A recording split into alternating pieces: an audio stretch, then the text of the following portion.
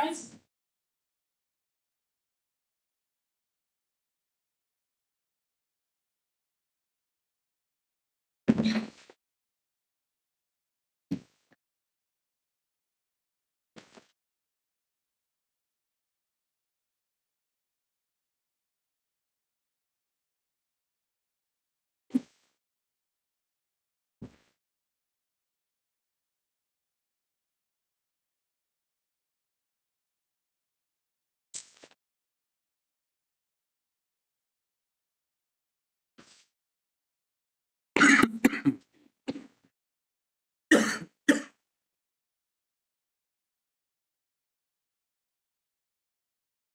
Good afternoon, Mr. McKechnie. Afternoon.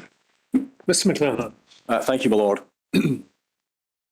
McKechnie, just to really clarify something that I asked you before lunch. Do you remember we discussed the meetings in 2018 about the multi-bed rooms, and in particular the ones at which Ronnie Henderson of NHSL communicated agreement in principle to the multi-bedroom proposal? You recall that? We discussed that this morning. Yeah. Yep. And then also his communication about the desire for 4 air changes per hour. You remember that? Yep. Are you aware that NHS Lothian had threatened litigation in order to get the balanced pressure arrangement in the rooms? I was told that there was an issue, which I didn't get involved in at all. So yes, I was aware there was an issue. Timing wise and the rest of it, I couldn't comment. I don't know if it was before the SA1 or whatever. So yes, I knew there had been an issue, a legal issue tied to that. Okay. And are you also aware that, as well as the discussions about the multi-bedrooms at the level of the design that you and Mr. Henderson were participating in, that there are also discussions at a higher commercial level about resolution to the issue about the multi-bedrooms? No, I wasn't involved. You weren't aware of that? No. Okay, that's fine. Thank you.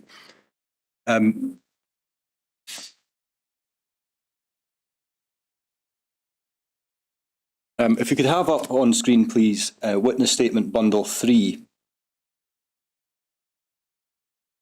at page 128.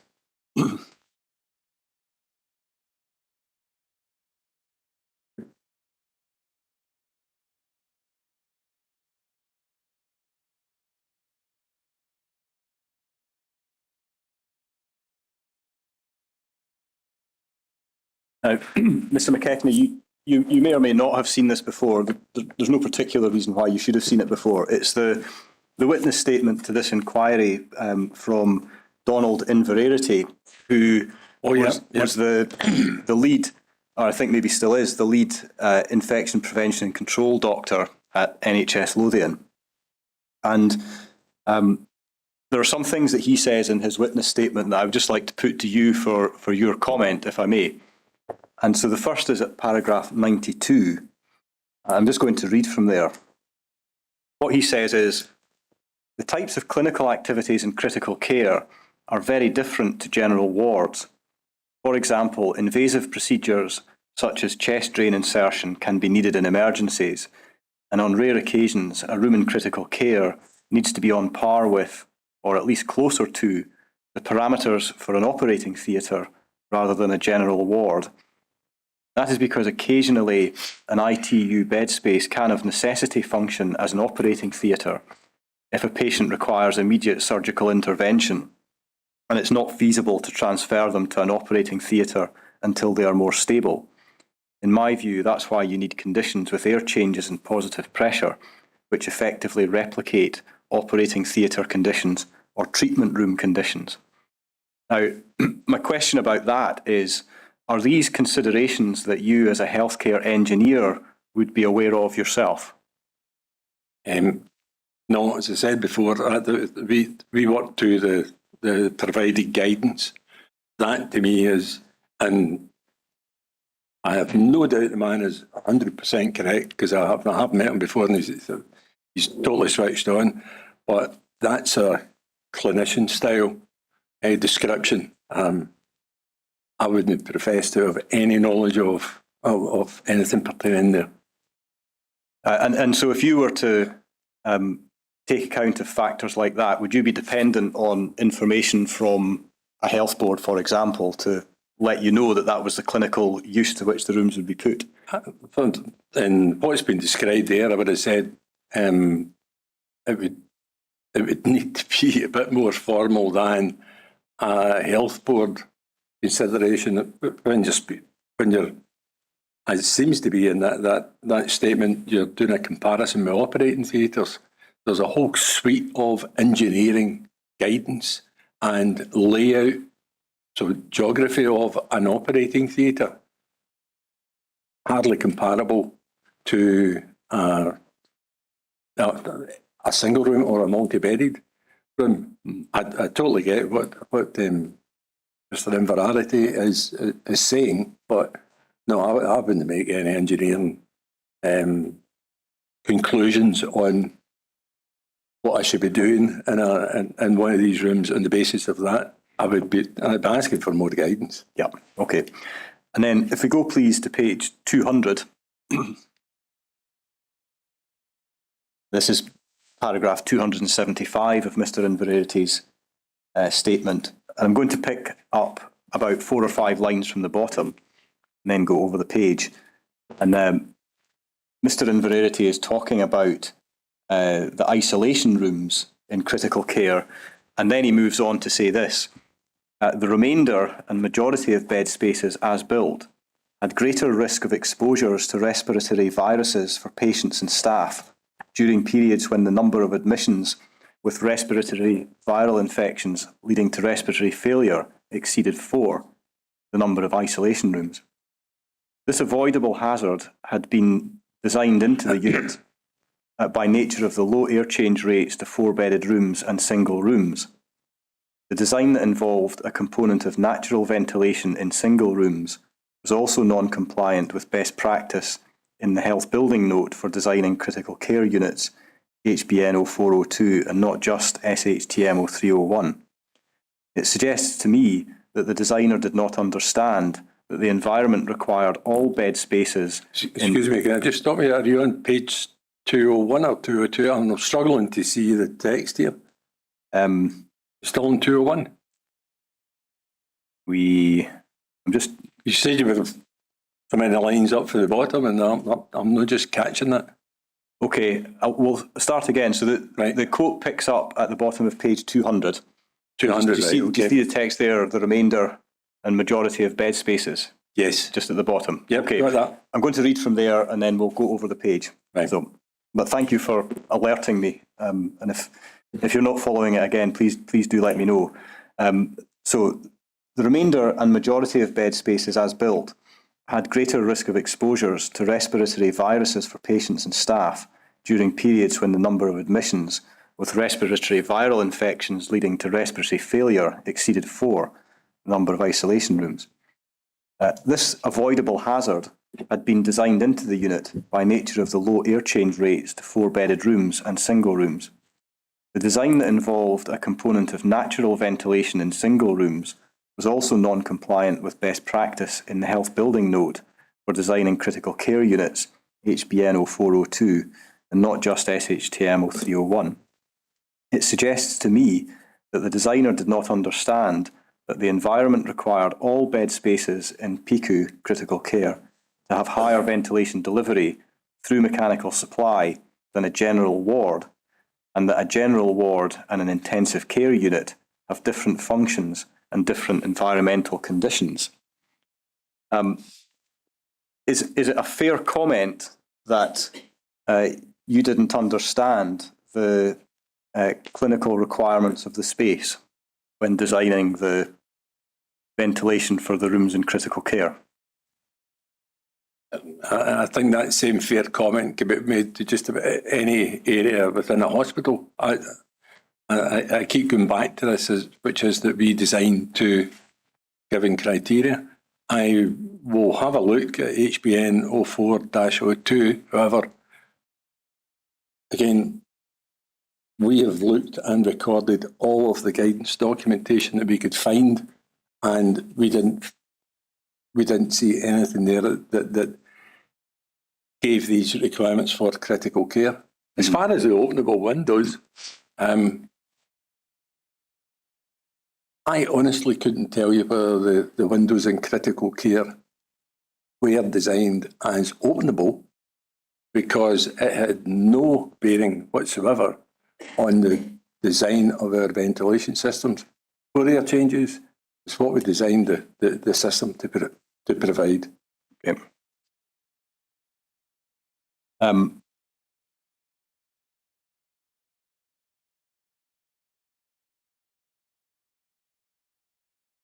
then he goes on to say, bed spaces in an intensive care unit are served by a critical ventilation system in its entirety, and a general ward is not.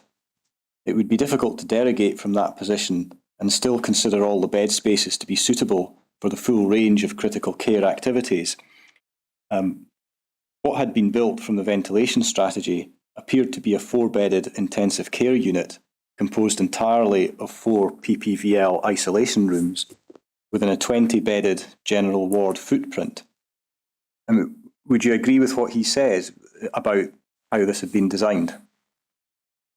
The description seems right, yeah. Okay. So you agree that it's essentially a 4-bedded intensive care unit within a 20-bedded general ward? Not a 4-bedded intensive care. It's a 4-bedded ward. I don't understand the reference to intensive care. I do understand the 4 PPVL isolation rooms. Mm-hmm. So what he appears to be saying is that you've got 4 PPVL isolation rooms, and you can treat that as a critical care unit because of the ventilation that it has, but that the rest of the critical care department is effectively a 20-bedded general ward because of its ventilation provision. Do you accept his description? I don't know where this is going. All I can say is that, yes, we had 4 PPVL isolation rooms plus another one, but if that area had to be treated as intensive care, should have been briefed that way. It wasn't. I'm not putting that up as a defence, but you're talking about categorisation of an area which potentially doesn't fit into the SHTM, and I keep going on about, and sorry again, it's boring.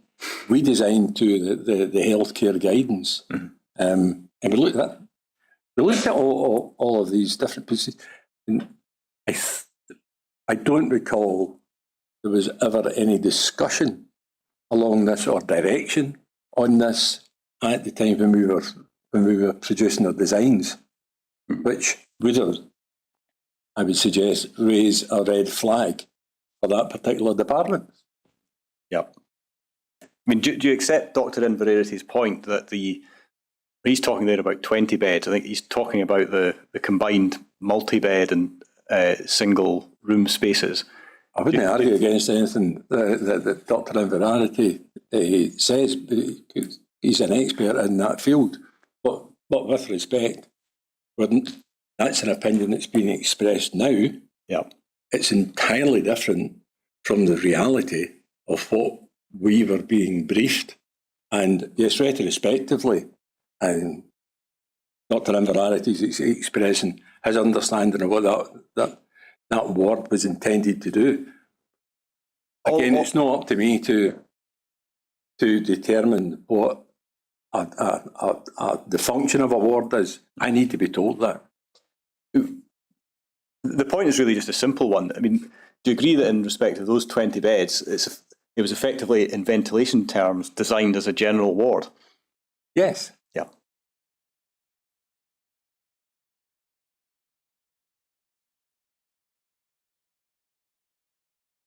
Then if we could go to page 206, please.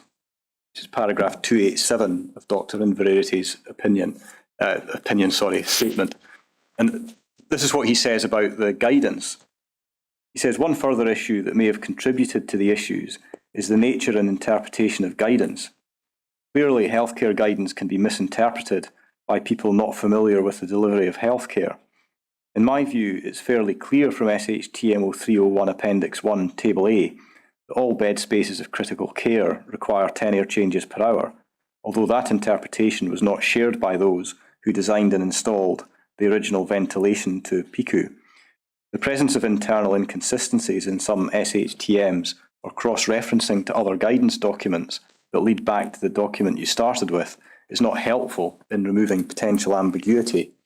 And to what extent do you agree with what Dr. Inverarity says? I don't think I could. I think he's making a fair point, and the point I would make is that in his second sentence, healthcare guidance can be misinterpreted by people not familiar with the delivery of healthcare. Well, again, you're not going to find an engineer or you shouldn't find an engineer who professes to be an expert in healthcare. That's not what we do. That's not what Emily does, and I hope it stays that way, because it would be dangerous if people start overriding things. His closing sentence is absolutely spot on. There is inconsistencies in the SHTMs and other guys. It's not a well presented suite of documents. I think it should be, but that's why in a lot of instances we go back. That's why we go into RDD, etc., to give the healthcare experienced people the opportunity to cross-examine, if you like, or see what's being provided. Okay. Okay, we'll come back to the question of the guidance and how it might be improved. But before we do that, Settlement Agreement 1 was signed up in February 2019. And I think you've said you weren't directly involved in the at least the commercial discussions. We're not directly involved. I am still not conversant with all of Settlement Agreement 1, so I have limited knowledge of it. Okay. Well, if I could take you to Bundle 13, Volume 1, page 797, please.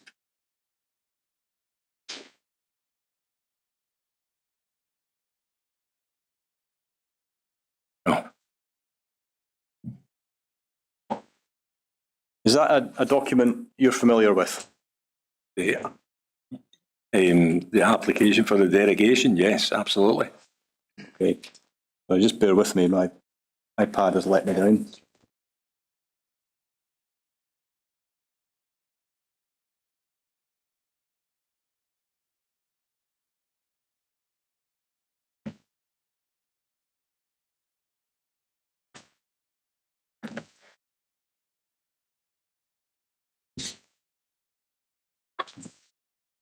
Okay, so we understand that this is effectively the derogation which formed the agreed solution to ventilation in the single bedrooms. As we can see, it's headed up, title Single Bedroom Ventilation. And under the heading Detail of Change, it reads, Table A1 of Appendix 1, recommended air change rates of SHTMO 301, indicates that single rooms should be provided with 6 air changes per hour and balanced or negative pressure. And then below that, Project Co proposes to decrease the mechanical air change ventilation rate within single bedrooms from 6 air changes per hour to 4 air changes per hour, and to increase the mechanical air change ventilation rate within single bedroom WCs from 3 to 10. And then we see the reason below it. Project Co's design philosophy for bedroom ventilation is based on mixed mode operation, where mechanical supply ventilation providing 4 air changes per hour is then supplemented by openable windows to provide a passive means of ventilation where access to an openable window is available. Were you or Wallace Whittle involved in the preparation of this document? We were in the preparation of a similar document, which was passed to Multiplex and presumably into IHSL. I couldn't confirm whether the wording is exactly the same. However, the general intent, I would say, was in line with what we had been asked to do. Okay. The background to that was that I refused to issue a derogation on these because my feeling was, and still is, that this was a client brief for the 4 air changes. Okay, so if you just expand on that point, please. The entire scenario where the 4 air changes was to be presented as a proposal by ourselves, I was not at all comfortable with. A derogation would normally be produced by the author or the person putting forward an alternative. On that basis, we had never offered an alternative to the brief solution, apart from the air change rate in the toilet. And so the reason that I refused to prepare a derogation, and I carried on refusing that for months, but I was told in no uncertain terms that I had to do it because otherwise the whole job was getting held up. Okay. So I fell on my own sword and dropped my principles. Okay. And do we see then that what this derogation is aimed at is rooms for which the SHTM recommendation is 6 air changes per hour? Yep. So it's not intended, and I appreciate there might be debate about for which rooms SHTM recommends 10 air changes, but it wasn't the purpose of this derogation to apply to rooms for which the SHTM recommendation was 10 air changes per hour. Yeah. No, it was for our interpretation of single bedrooms globally. Well, it also appears to relate to bedrooms with WCs and openable windows. Is that fair? Yes, it certainly mentions WCs and openable windows, but we, as engineers, we trying to know what words here, but basically we would never have suggested that an openable window would give it a fixed air volume, airflow. No, I mean, the issue is simply whether or not this derogation applies to the single rooms in the critical care department. And if the rooms in the critical care department don't have WCs or openable windows, then do you accept that this was not intended to apply to those single rooms? No, I don't accept that because my position is that the 4 air changes supply was the overriding factor. And that was what we were designing our ventilation systems to. Okay. The inclusion of openable windows or bathrooms doesn't really impact on the amount of fresh air that we were putting into a bedroom, which is what this derogation is primarily trying to do. Okay. The evidence of Janice McKenzie, the NHSL clinical director, is that whenever the matter of air changes in the single rooms was under discussion, there was never any suggestion that it was to apply to single rooms in the critical care department. Do you agree with what she says or disagree with it? It was never an issue at the time. The discussions were never caveated to say, and for example, and what are you doing in the critical care? Mm-hmm. Again, it was this global reference to the single bedrooms. Yeah. Okay, so she would be right then that it was never explicitly said that the proposal of 4 air changes was to apply to the critical care single rooms. It was just assumed. Nor was it explicitly commented upon to say this doesn't apply to the single rooms. It just wasn't an issue that was current until very late on. Okay. Now, as you'll know, in June 2019, NHS Lothian brought in IOM to carry out an independent validation of the ventilation systems for theatre, and they reported that the air changes in the critical care rooms was not compliant with the guidance. And if we go, please, to Bundle 7, Volume 1, page 308.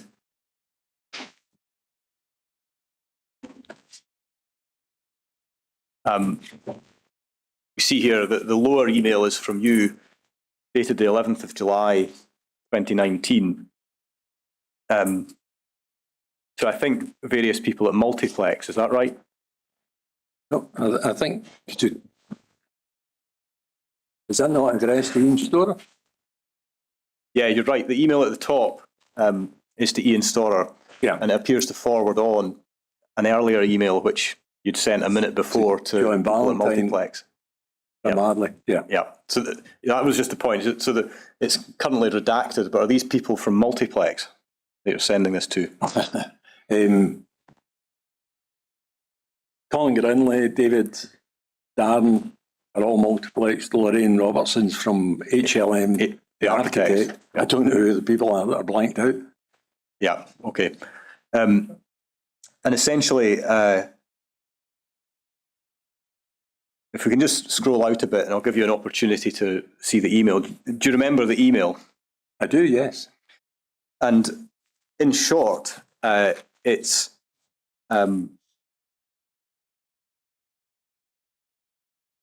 you setting out the position which you maintain now, that the critical care ventilation was designed in accordance with the brief and that there was nothing in the guidance to require 10 air changes per hour or 10 pascals of positive pressure in these rooms. That was the point that you were making. If I remember correctly, this was a response to a call from John asking me basically what was going on at Edinburgh. And that's why I compiled my summary of what I then understood. The reason for forwarding that particular email to Ian Storer was to seek Ian's opinion on, again, what was being said. Mm-hmm. You mentioned in your introduction there that I knew of the IOM involvement. I didn't. Right. I discovered that later, and nor did I understand. And I still don't think it's quite correct that IOM were only looking at critical care areas. And I'm basing that on the fact that I know that there was, again, it was second-hand, I know that there was quite a lot of discussion on areas out with critical care that IOM had got involved with. Right. Okay. There's a few points made there. Why did you send the email on to Ian Storer at NHS, NSS? I was looking for Ian. I've known Ian knew Ian for a long time, and I was looking for his opinion on what was being said. Because if I'll get Ian Storer's opinion, he's a very, very good engineer, and he was the best guy I felt I could turn to give me a second opinion, let's call it. And did you get a response from him? I don't think I did, no. I mean, are you aware of what his views are about the solution that you'd put in place? No, I'm not aware of either Ian or, as it was then, HFS's opinion, which I had sought, but I've never received. Are you aware of, I mean, you obviously sent your email to the people at Multiplex, Are you aware of whether or not they shared the view that you'd set out in your email? On the basis that Multiplex appeared to agree with my my take on the wording of the S. There was an instruction that the high value change, I think it's 147, and that was put to me for comment by Multiplex, and I explained to them then that I was unhappy with the wording that was being used, and they must have supported that view because they refused to take on board the high value change, and that's why it was undertaken by other parties. Is that, I think maybe HVC 107? Ah, right, I got the High floor value wrong. change. Aye. Yeah.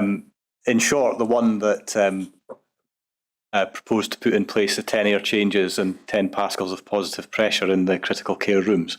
Yes. Yeah. And it was the wording of that I took exception to. I mean, the email that you're sending there to Multiplex is dated the 11th of July, so just a week or so after IOM report on the critical care ventilation. Are you aware of whether or not your views about the compliance of it with guidance were passed further up the chain, for example, to IHSL or NHSL or the Scottish Government? I would be pretty confident that it was passed to IHSL. We didn't have a direct link with IHSL because I was my client was Multiplex, but the route for any correspondence for me to get to them would have had to go through Multiplex. I've never had any comment from HFS nor Scottish Government. So any of NHS Lothian or the Scottish Government or HFS, if any of them asked to discuss with you your views about the design and its compliance with the guidance? I was invited to a meeting after they had cancelled the opening. I believe it was the second meeting, and at that point there was representatives from NHSL, HFS, Uncle Tom Cobbley and all, and at that point I explained to them that we had carried out a review and offered and presented that review, which is one of the two review documents I referred to this morning. And what response, if any, did you get? Never had a response at all. Never had a response? No. Even now? Even now.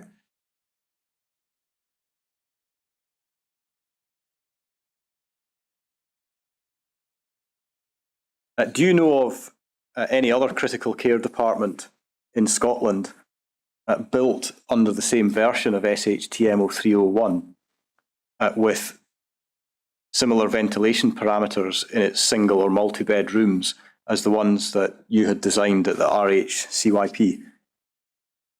I know that Glasgow doesn't have it, and I believe that the new hospital at Dumfries, which also has a natural ventilation component to it, doesn't have it. I asked within the report or separately, I asked that gathering the minds to show me a hospital or tell me of a Scottish hospital that had what they were claiming they should have.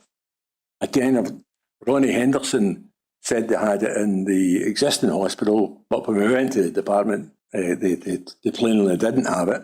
And I've never had any other example. You may have it up in the Beard and Anchor, I don't know, but Beard and Anchor didn't exist when we were doing it. Oops. So, can I put it this way?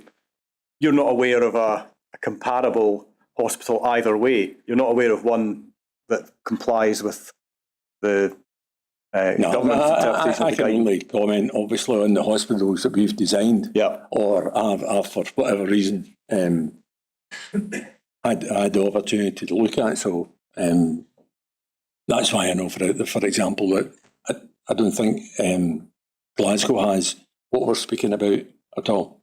And probably because it was never in the SHTMs until year or so ago. I'm wondering if we're talking at cross purposes. What I wanted to know is whether you're aware of any other hospital in Scotland with a critical care department that was built under the same version of SHTM 0301, which had similar ventilation parameters to the ones that you designed at the Sick Kids Hospital. Okay, right, I'll rephrase my answer then. So, no, I haven't been involved in any other hospital with the standards that IOM and NHSL said should have applied. Yes, and are you aware of any? I'm sure the fault is mine, Mr. McKechnie. It'll be all my fault, and I'll wince when I look back at the transcript. But so you're not aware of any that have been built to the 10+10 standard? I'm not aware of any. And are you aware of any that have been built to the 4 air changes standard? No. No. Okay, thank you. Right, could I just reflect on that? Because what I think I took from your statement, Mr. McKechnie, is that you appear to be quite clear that there were, as far as you were aware, no other Scottish hospital which had 10 air changes, 10 pascals of positive pressure for the whole critical care. Yeah, so you're not aware of that sort of hospital? Not at all. Now, what I hadn't picked up from, in fact, I'd rather picked up the reverse. Are you also saying that you cannot point to another Scottish hospital which has the 4 air changes an hour and balanced pressure other than in the isolation rooms or in that critical care area? That's, yes. As far as I'm aware, Right. every isolation room within any other Scottish hospital will have the 10 air changes and 10 pascals. I can't say I'm aware of any other hospital where the 4 buried areas had the 4 air changes. Right. And the reason for that is that the 4 air changes differs from the 6 air change SHTM requirement. So I'm not aware of other people who have used that 4 air change requirement. I can see it would be unremarkable if you're unable to do this, but are you able to point to an example of a Scottish hospital with a critical care unit, part of which is made up of isolation rooms, part of which is not made up of isolation rooms, where the air change rate in the isolation rooms is 10 air changes an hour, but the air change rate in the other part of the critical care area is 6 air changes an hour? No, I couldn't. No, I mean, as I say, can only really answer no, I mean, it would be definitively on ones I've been right. I we- mean, it would be we've done as an unremarkable. organisation. As I say, it would be sorry for talking over you. I mean, I can understand that you can't just pull an example out of the air, but you're not pointing to any other hospital which, as it were, mirrors your solution for the Edinburgh Children's Hospital, even allowing for the difference between 6 and 4. No. No, right. Sorry, I hope I haven't simply further confused matters. No, I was going to apologise for having sown the confusion in the first place, and I'm grateful to your lordship for clearing it up.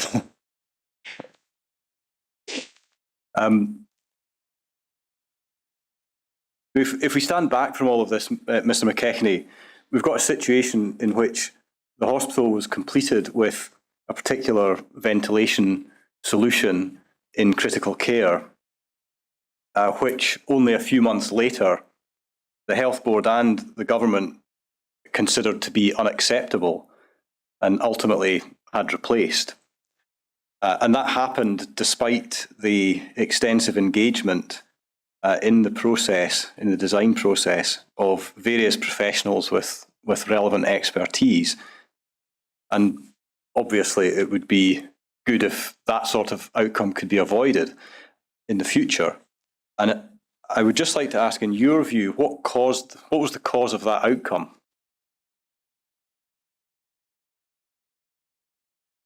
I think it's the cause at that time was a difference of opinions, which I'll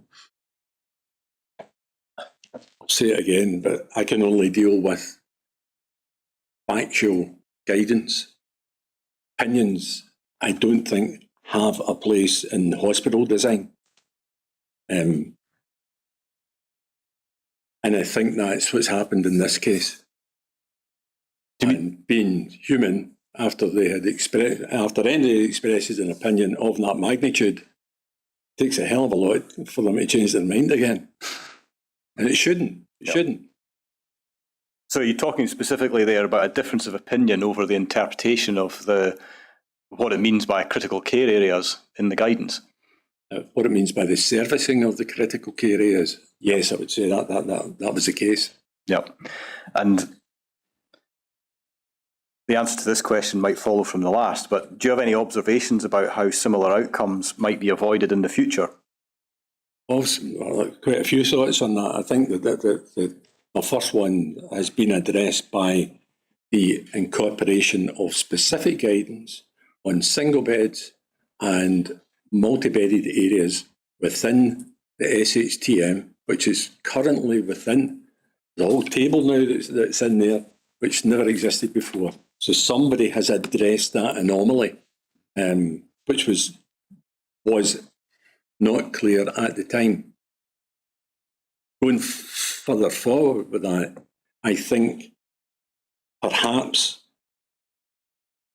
and I know NHS Assure are a relatively new organisation, but my own personal suggestion would be that they need to be more involved with each of the health boards. In particular, I would like to suggest that individual regional NHS authorities are not given free rein to present derogations and to approve them, but that process should be overseen by NHS Assure or a similar body, so that you ensure commonality of servicing through Scotland, potentially through the UK. Okay, that's all very interesting. There are a few points I'd like to pick up one by one, if I may. If we could go first of all to bundle 1 at page 2431.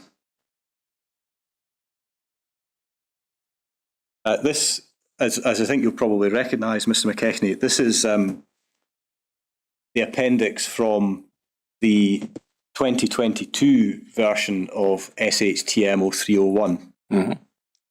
And we see there that in the general ward box in the left-hand column, we've got a reference to level 0 and 1 care. And if we scroll further down, we've got the critical care box, and the words level 2 and 3 care have been added. Is that what you were talking about when you said? No, there's another table which I've provided to the inquiry. I think it's on the next page. Okay. There is a specific table giving guidance on the critical care single.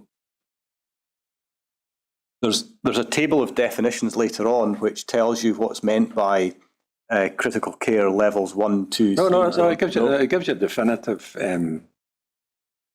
a definitive servicing of critical care single and multi-bedded areas.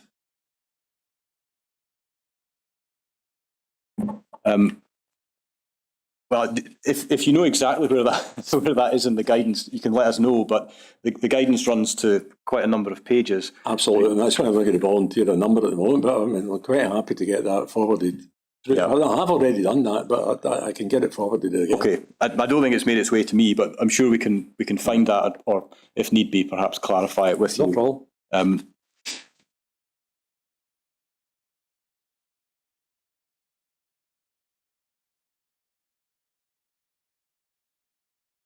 Are you familiar with the concept of the ventilation safety group? I am now, yes. Again, to the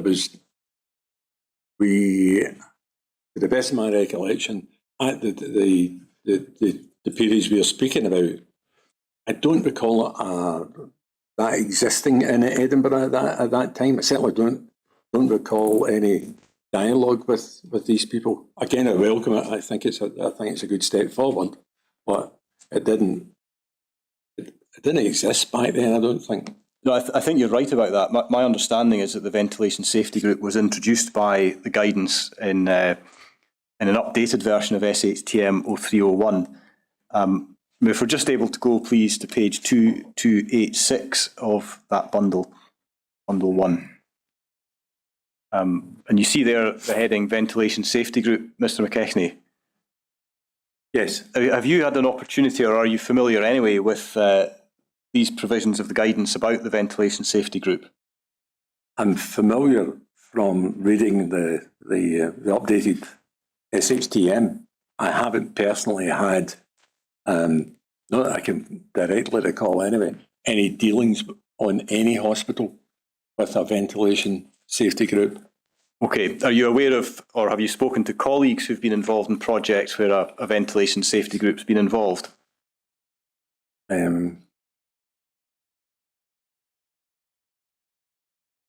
I'm searching my memory here because we may have had some discussions with that in the New Mountains Hospital design, but generally not in any other hospital that I can recall. Okay. I mean, from your reading of what the guidance now says about the ventilation safety group, are there any particular points of importance that you would raise with us? No, I think it's a good step forward. The only thing I would say is that from my experience with other authorising engineers, they're not necessarily design engineers, but they're people that have a good grasp, a practical grasp in most cases of the subject. So that's why I think this is good, along with, and that was where I was suggesting that NHS Assure would probably be the best conduit to provide engineering type assistance to NHS boards. Mm-hmm. Okay, I mean, if we look at paragraph 4.10 of the guidance, which is at page 2288, what this is about derogations. You raised that topic a moment ago. Yeah. What it recommends currently is that any derogations or alternative design strategies from this guidance should be subject to the scrutiny and agreement in writing by the ventilation safety group. The reason for the derogation or alternative design strategy and limits to its application should be recorded. And designers proposing a derogation or alternative design strategy should be able to supply a body of evidence that their proposal will provide a degree of safety no less than if the guidance in this document had been followed. So as worded, this currently suggests that a derogation gets scrutinised and approved by the ventilation safety group within the health board. Is it your view that it would be preferable for that derogation to be signed off by a central body like NHS Assure? Absolutely. I don't think that's the end product. I think that's a good step on the way to something, or basically if the ventilation safety group have any objections to the derogation, that should kill it stone dead, or, I mean, it has to come back around the circle again, so it would take a bit of pressure off of NHS Assure, but in order to maintain a Scottish or a UK standard, I think you need to go back to a central body, because we're still talking here about local bodies, so you're not going to get the same universal standard by doing that, I don't think. Okay. Maybe didn't just quite pick up on the idea of not the end product. As you would approve of what I take from the 2022 text, that as a first step, any proposed derogation should be approved by NHS Assure. I mean, do you... No, I would see that as a second step. You would see that as a second step. Locally, they've got to get their act sorted, right, and agree that that's what they want to do, but then take it away before it follows through in the process. Right. So you'd envisage local clinicians making the proposal? I would expect in that scenario that because it's local, you would the ventilation safety group would engage with the clinicians and all the rest of them at a local level and make sure that they were satisfied and understood what was being proposed, and only then move forward to a review. I'm not going to say approval because everybody runs away from that word, but a review from NHS Assure to try and ensure that there's continuity right across the estate. Thank you. If we could go please to page 2402.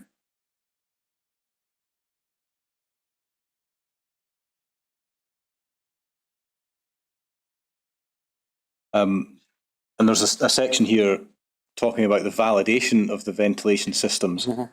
And I'm interested in your thoughts on what's said at 12.6 under the heading of Design Proposal Review. It says that it's essential that whoever has been appointed to carry out the final validation acceptance of the system should be involved in the initial client's brief and design specification, preferably prior to the project being put out to tender. They will then be fully aware of the client's requirements and any limiting factors. What's being proposed is that the validating engineer who comes in right at the end should be involved right at the start when you're talking about the brief and the specification. What do you think about that? I think, to be honest, I don't really think it matters as much, and because my interpretation of the validator's duty is to review it against the design brief, but probably more importantly against the SHTM requirements. Where it was different in Edinburgh was that the validator we'd already had, I believe, a validation by the initial independent assessor. Then IOM were brought in as a further assessor. I don't think that made it as smooth as it should have been. I think that the difference might have been that the independent tester was testing against the contract requirements, and then IOM were testing against the guidance requirements. I think possibly, I don't know what their terms of reference were, but my own experience had been that an independent assessor was just that. He was independent, and he should have been testing, again, my own opinion, against SHTM compliance as well as the brief.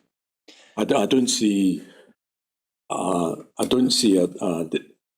different duty there. An independent guy getting brought on board to validate something. I don't think that a normal relationship would be just to validate it against the brief. And that's certainly what IOM did. I mean, the IOM queried where what was being provided didn't appear to align with their interpretation of SHTM, because it wasn't just the critical care. They comments on a lot of stuff, and gave the client and Multiplex the opportunity to respond to that. I think that the point behind this piece of guidance might well be that, if you think about it in the context of the Sick Kids project, that it was IOM who came with a particular interpretation of the guidance. And if they'd been involved at the design brief stage, they might have said at that point, well, 4 air changes in a critical care room isn't compliant. Possibly. I mean, do you think that could be a helpful sort of input on projects generally? And in Edinburgh, it would certainly have been very helpful to get any apparent anomalies discussed well before we were away down the line of thinking that we were handing the building over. Mm-hmm. Okay, and if we stand back from this and the guidance is followed, we might have a situation in which, in relation to the installation of ventilation in a hospital, you've got a health board, a ventilation designer, a technical assistant for the health board, or technical advisor for the health board. You might have an independent tester under the contract, NHS Assure doing their role, a validator at the end, and the ventilation safety group. Do you see a risk that there might be a case of too many cooks, or do you think it's helpful to have that number of people involved? I don't think we're talking about anything which is that different from what we had before. We'd have these. You don't necessarily need to have them all in the same room, but there is nothing to stop you having a progressive involvement of these people. But personally, I think the bit that you've missed, no criticism, I don't give any more hard questions, but the bit that's missing is that in Edinburgh, you had the reference design. Mm-hmm. So you had another ventilation designer involved in there. Honestly, obviously, we don't know what happened and how that reference design was brought forward. Most hospitals, I think, we would have had more involvement of the clinicians and infection control and that kind of carry on, where the way this job progressed, I assume that a lot of that happened in the past for them to get where they got to. Mm-hmm. Okay.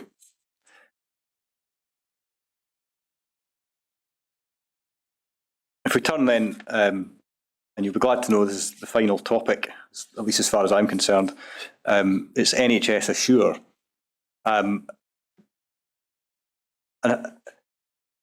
What do you know about NHS Assure and its intended approach in relation to ventilation design? I've known NHS Assure since their conception, and been involved with them, and I'm also aware of what they appear to be doing at the moment. So, way back in the days when I had long hair, we had an organisation called the Common Services Agency. They were pretty much health orientated, and they had a hands-on type approach. My understanding was in this, before the birth of NHS Assure, HFS were the only other body that was in existence who could offer guidance. I think they were brought in by the local NHS as opposed to being automatically included. NHS Assure now appear to be, with their KSARs and all the rest of the the involvement that they have now, they appear to at least be heading down the road of a more involved approach, which I think is the right way to go. You think it's the right way to go? Absolutely. And have you worked on a project where Assure key stage assurance reviews have been used, or are you going on what you've read about it in the documents? I'm going on what I've read in the document, but I'm also going on.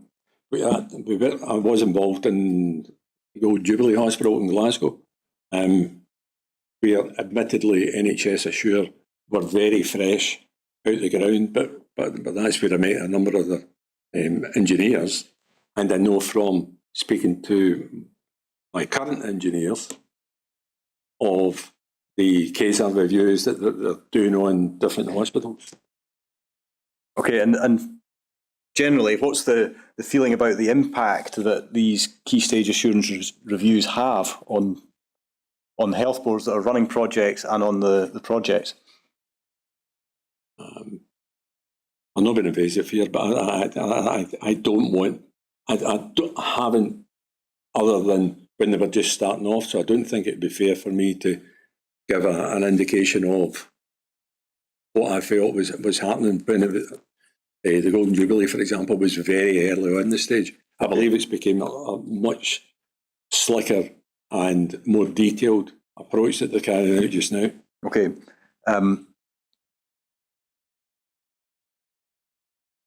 The structure of the key stage assurance reviews is that they take place at various stages of a project. So the familiar stages of outline business case, full business case, construction, commissioning and handover. And they're based on the idea that responsibility for the design will remain with the health board and whichever designers they bring in. But the key stage assurance reviews are described as a peer review aimed at ensuring the health board has properly understood its clinical needs and has identified and implemented the applicable guidance. And is that the sort of approach that you think is sufficient or appropriate, that kind of division of responsibility, or do you think there are other ways it could be done? No, overall, I think it's a fair appropriation. If I was NHS Assure, I wouldn't be wanting to give carte blanche approval to a designer's design. I would always expect the designer, as we did, to accept the design was ours and ours alone.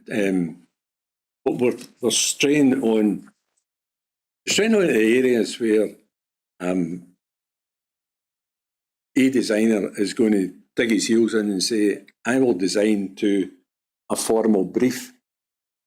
If you get somebody like on that, no matter how hard they wriggle, they can't get off that particular hook. Mm-hmm.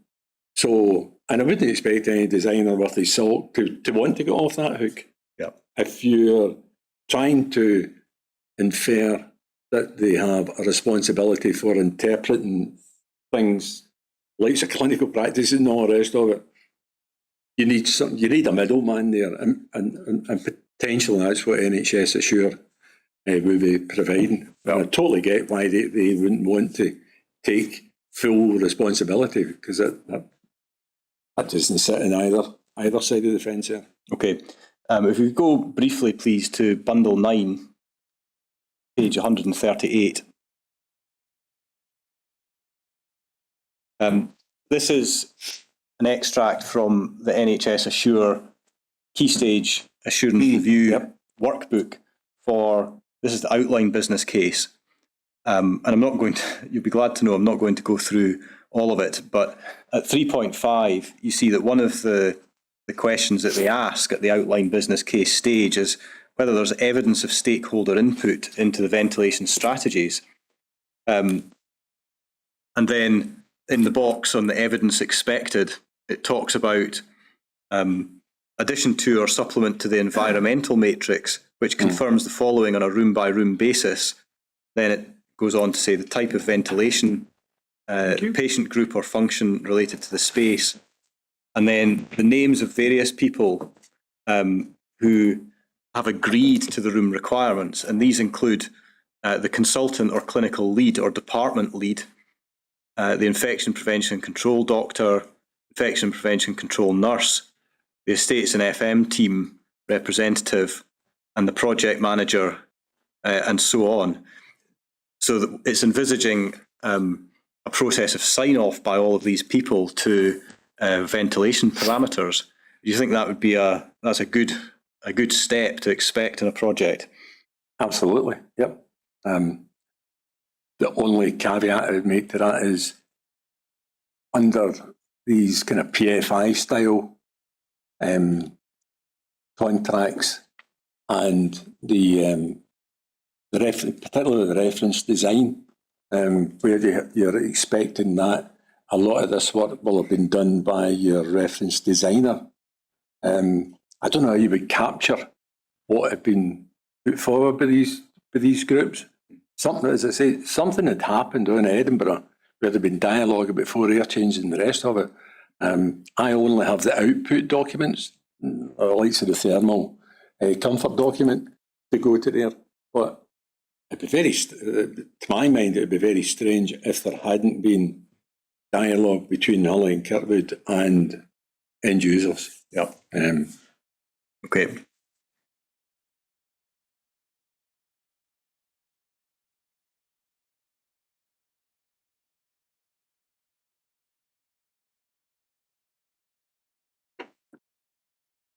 That's fine, Mr. McKechnie. You've answered all my questions, but please stay there because there may be other questions from others. My Lord, I'm aware of at least one question from a core participant, but you may want to follow the normal process just to confirm. Well, possibly that might be better. Mr. McKechnie, we will break for 10 or 15 minutes just to clarify whether there's any other questions that we want to put to you. So if I can invite you to go to the witness room for the moment. Yeah.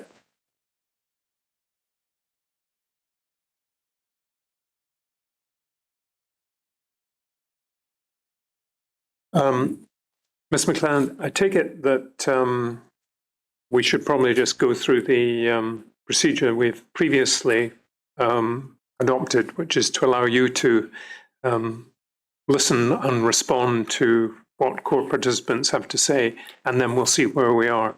Yes, indeed, my Lord. I would just simply add that I'm conscious that we have another witness who we're probably just at the point of having enough time for her.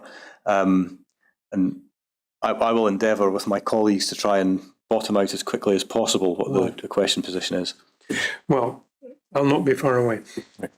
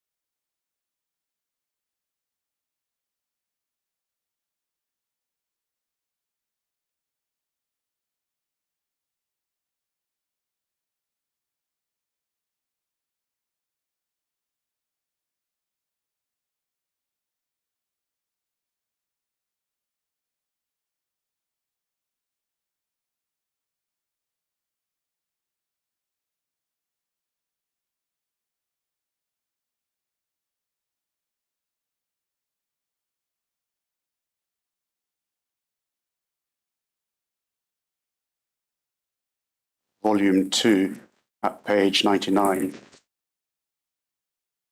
You see that this is the environmental matrix from the 26th of November 2015.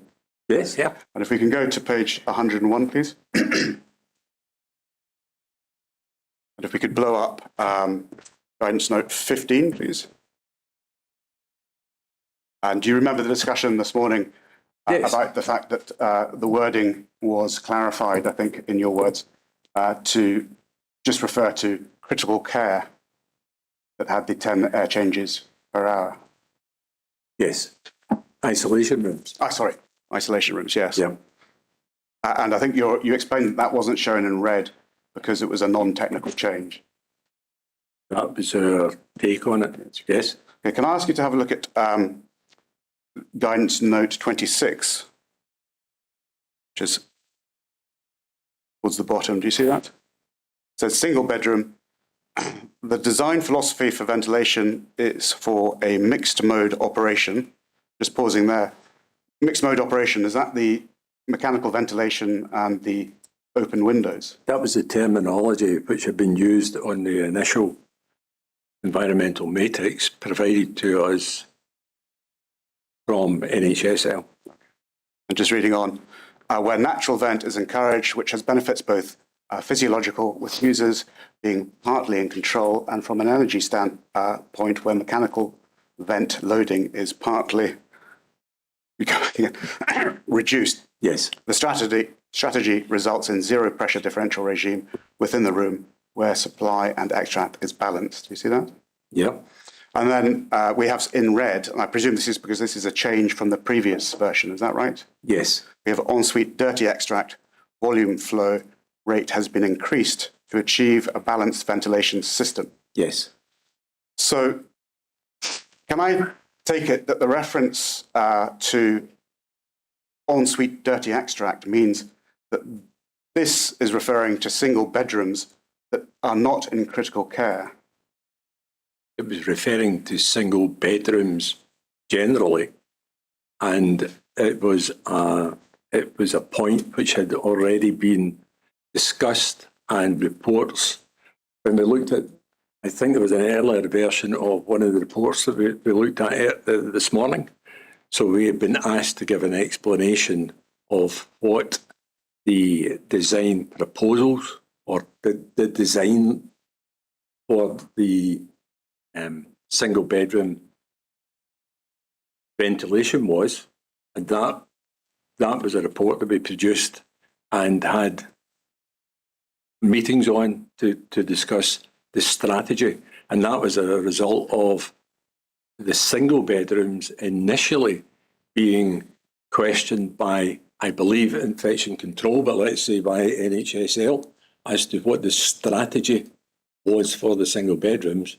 We played back to them within the report what the pressure, because that was what infection control were particularly concerned about, what the output pressure would be between what had been briefed and what we were proposing.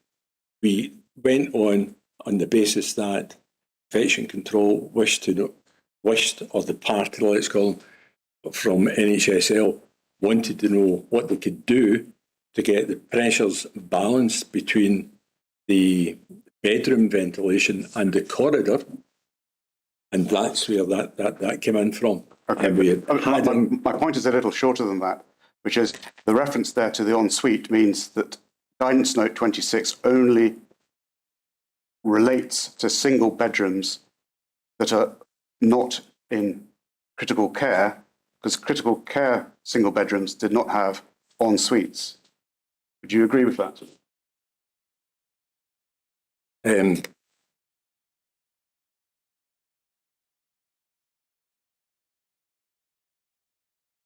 Yes, that is factually correct. I was trying to explain to you the background of where that note came from.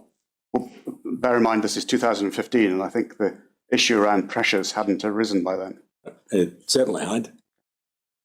And then, just going back to guidance note 15, the change that you made, so it applied only to isolation cubicles, meant that guidance note 15 no longer applied to single bedrooms in critical care. Is that right? It's partly right, but as I explained, our concern was that the 10-year changes in 10 Pascals, that the original guidance note was vague. We interpreted the note should have read as per our correction to it.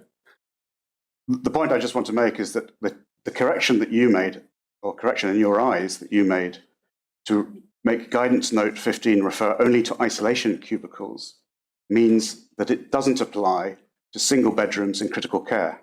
Do you accept that? Yes. Okay. So if single bedrooms that aren't in critical care are covered by guidance note 26, and single bedrooms that are in critical care are not covered by guidance note 15, what is the strategy for single bedrooms in critical care? For air changes, as per the briefed Okay. And just environmental. No, sorry, I said that's important. That's twice you've cut me off. Sorry. But as per the briefed environmental matrix provided to us as part of the BCRs for air changes. So does that mean that the single bedrooms in critical care have less mitigation than the single bedrooms in non-critical care areas? What do you mean by mitigation? Well, the ability to open windows in the mixed ventilation strategy. In critical care? No. Single bedrooms, as we see guidance note 15, single bedrooms are governed by the mixed mode philosophy.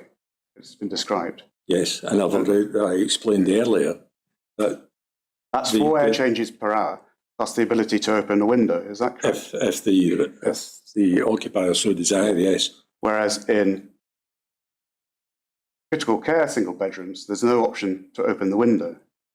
You definitively know that there is no openable windows in these single rooms, because I don't. Well, this is what I understand. But if that's correct, Because would that mean that the single bedrooms in critical care have less mitigation than the single bedrooms in the rest of the general ward?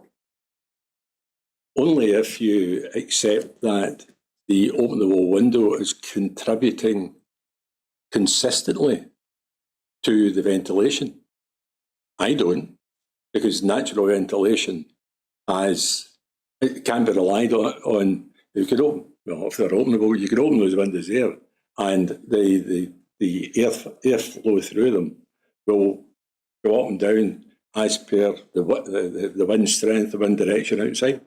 So we don't consider that as a ventilation air change rate. Okay.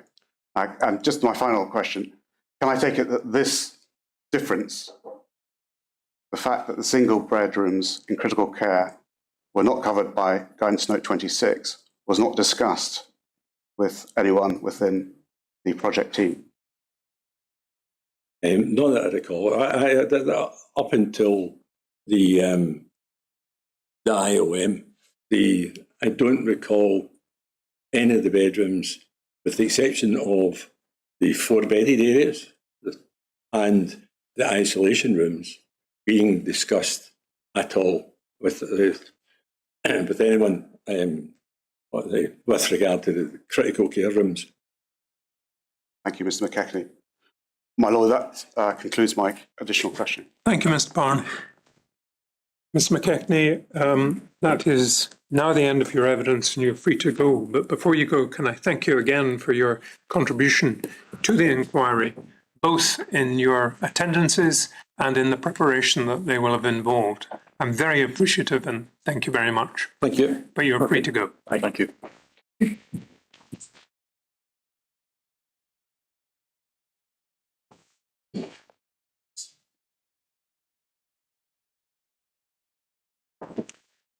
Ms. Sutherland? Yes, Ms. Sutherland, but it's going to be Mr. McGregor who is asking all the Right. questions. Shall we just allow you to I can go and find him. go and find.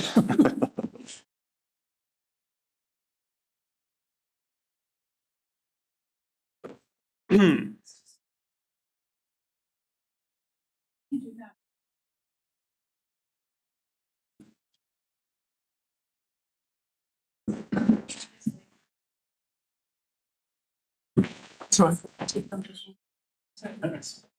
Sorry, but take some of the folders. These two.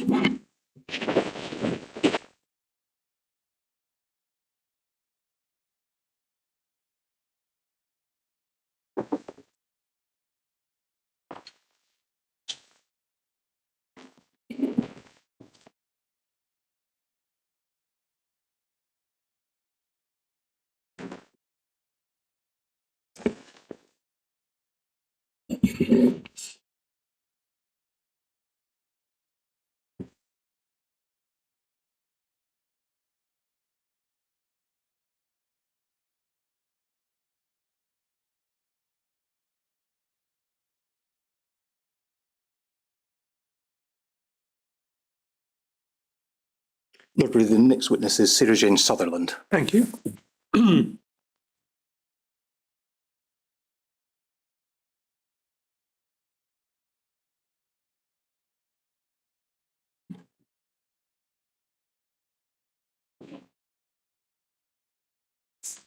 Good afternoon, Miss Sutherland. I appreciate you've been here for some hours. I'm sorry about the delay, but it's difficult just to time these things precisely. Now, I think you're prepared to make an affirmation. Yes, that's If correct. you just sit where you are and repeat these words after me. I solemnly, sincerely, and truly I solemnly and sincerely and truly declare and affirm declare and affirm that I will tell the truth, that I will tell the truth, the whole truth, the whole truth, and nothing but the truth. and nothing but the truth. Thank you very much, Ms. Sutherland. You'll be asked questions by Mr. McGregor, who is sitting opposite. My estimate is maybe about 3/4 of an hour or so. But if at any stage you want to take a break or just take a pause, just tell me. Mr. McGregor. Thank you. You are Sarah Jane Sutherland, is that That's correct? correct. Thank you. And you've provided a witness statement to the inquiry. Yes, I did. And for core participants, they'll find that at pages 411 to 424 of Bundle 1 of the witness statements. The content of your witness statement is going to form part of your evidence to the inquiry, but you're also going to be asked some questions by me today. If at any point you want to refer to your statement, there should be a copy available. And equally, if you don't understand any of the questions I'm asking, that'll be my fault. So please just do let me know. Thank you. If I could just begin with your background and qualifications, that's set out within your statement. Paragraph 3, you tell us that you qualified as a nurse in 2003, is that right? That's correct. And then you worked in various roles, coming to work in 2014 for NHS Lothian. So I worked in NHS Lothian as a staff nurse from 2004. That's correct. Thank you. And in 2014, is that when you came to start working in infection prevention and control? That is correct, yes. If I could just ask you to cast your mind back then to when you start working in infection prevention and control in the period from 2014 until perhaps 2019, how well understood was the whole concept of healthcare acquired infections arising from the built environment? So from starting in infection control back in 2014, as an infection control nurse, I would be involved in small scale local sort of refurbishments. So that might be a bathroom being changed into a storeroom or something like that. I don't think really I would have been involved in bigger projects, although I was aware of HEI Scribe and the requirement for that to be applied to any refurbishments or any building works. That may be bigger projects. So I did have an awareness of that, but I wasn't predominantly involved to that large level until a bit later on in my career in infection control. And in terms of these larger projects, things like water systems, ventilation systems, was this an emerging discipline at this time, or was it something that was incredibly well known in terms of the principles within the infection prevention control community? No. So for an infection control nursing role, participating in whether that be a small local project or maybe a local refurbishment, which is maybe a little bit bigger, water and ventilation wouldn't be something that I would have knowledge in or be involved in advising on, because it isn't part of the core infection control training that we got given. Mm-hmm. So it's not part of an academic training as part of the infection control university diploma or certificate that you would do. So when a nurse comes from a different background, starts working in infection prevention and control, there's some training presumably that has to be done, is that right? Yes, that's correct. So you would undertake one of the university courses, whether that be University of Dundee or the University of Highlands and Islands, and there is various options of what you can do. So I done University of Highlands and Islands, so you could do the certificate, which contains a core set of modules, or you could do diploma, which is the core set of modules plus an extra 3 modules that you would pick from a variety of subject related to infection control. And in terms of that training that you did any of that training involve the built environment? And by that, I really mean water systems and ventilation in hospitals. No, it didn't at that time. But University of Highlands and Islands have now adopted a built environment module, and I am currently doing that at the moment. And do you know when they started offering that course? I think, I can't give you a definite, but potentially in about the last maybe 18 months or so. Okay, so if we rule out the recent past, the last couple of years, should the inquiry understand that individuals like yourself who were coming fresh to infection prevention and control, having done some form of qualification in the period, say, 2014 to 2019, they would be coming in and occupying an infection prevention and control nurse's role without any formal training in relation to the built environment, and by that again I mean water systems and ventilation systems. That is correct, yes. So we'll come on and deal with that in a bit more detail, but again I'd just be interested in your views. Obviously you come in, start working in 2014, you don't have any training in the built environment, and you then start working on this massive project, the Royal Hospital for Children and Young People. Did you feel that you had adequate training to be undertaking the role on this new build project? So it was a newly promoted role for me, which I took on in 2018 following a predecessor retiring. So it was a newly promoted role for me, and there was never an expectation that I would be undertaking any of the real project stuff unsupported. So it was fully supported by other senior nurses within the team who had some experience in the built environment, and obviously my lead nurse at the time, Lindsay Guthrie, and Donald Inverarity, who's our infection control doctor. So I would always have referred back to them if I didn't understand anything in the guidance that I was looking at, and it wasn't a role that I was expected to make any sole decision making at that time. That would have came later with experience. So you were quite fortunate within NHS Lothian that you had Dr. Inverarity Yes. and Lindsay Guthrie, who were above you in terms of the chain of command, in terms of decision making, and they had experience in the built environment. Is that correct? Yes, to some extent they had, given advice on projects previously and had been in infection control a lot longer than myself. So yes, I would say so. But if we perhaps just stand back from that and let's not think about the RHCYP, let's not think about NHS Lothian, there could be other individuals in your position around about 2014 coming in as an infection prevention and control nurse, working on projects, not having any training whatsoever in the built environment. Yes, I would believe that would be correct. And in terms of the training that you say you're undertaking now, this new course that's been developed, is that something that either the Scottish Government or the NHS has made absolutely mandatory for infection prevention and control nurses, or is this just simply part of your ongoing professional development?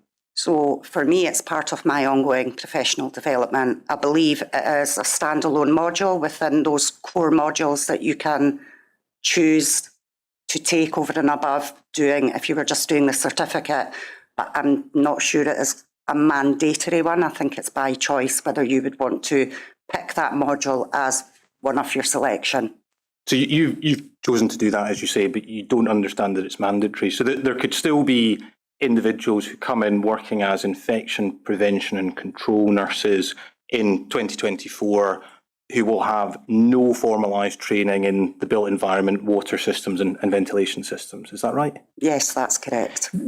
Just as an outsider looking in, that might seem surprising. Do you find that surprising that these critical systems within a hospital, that individuals who are expected to carry out an infection prevention and control role aren't being provided with some form of basic mandatory training in these types of systems? So I think that the built environment is a small part of the infection control nurse's job, so it is one component of it. However, there is expert people in the field and in a project team who have experience around water and ventilation. So I don't think, that there's a certain level that an infection control nurse could possibly comment on or advise on, and that's more around the patient risk. If we were made aware of anything potentially that we thought might not be right, but in regards to the actual plumbing systems and the engineering parts of it is not really within an infection control nurse's role. I think you say that very clearly within your statement, that really your role wouldn't be to comment on technical issues of engineering, and that's perfectly understandable. But do you think it would be beneficial for someone working in infection prevention and control to at least have some basic understanding of these systems, water and ventilation, if they're going to be advising on potential risks that might arise from those systems? So I think having a basic understanding, yes, is helpful. But to the extent of the actual bigger engineering aspects, I don't think that's really required. I think having a basic knowledge, yes. So perhaps helpful to have some basic training, almost so you know when you're out with your comfort zones and you need to ask for someone who is a true expert. Yes. Would that be fair? Yes. Thank you. Again, if I just perhaps move on and ask about your own involvement in the project, I think you're working in infection prevention and control from 2014 to 2018. And is it late 2018 that you get appointed as the HAI Scribe lead advisor? Is that correct? Yes, December 2018. Okay. And you stayed in that role, I think, from 2018 to 2022.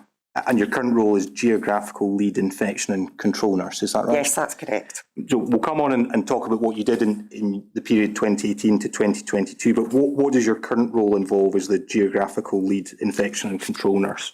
So I am the geographical lead of one of the acute hospitals within NHS Lothian.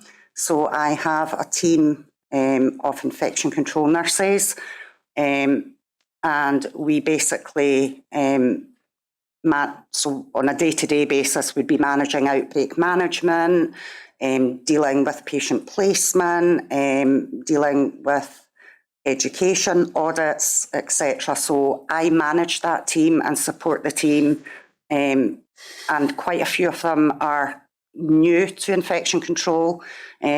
So it's about mentoring them as well and bringing them up to speed and getting that infection control knowledge around the hospital and all the components that go with being an infection control nurse. And again, a lot of that training for an infection prevention and control nurse will effectively be learning on the job. Is that Absolutely, yes. Thank you.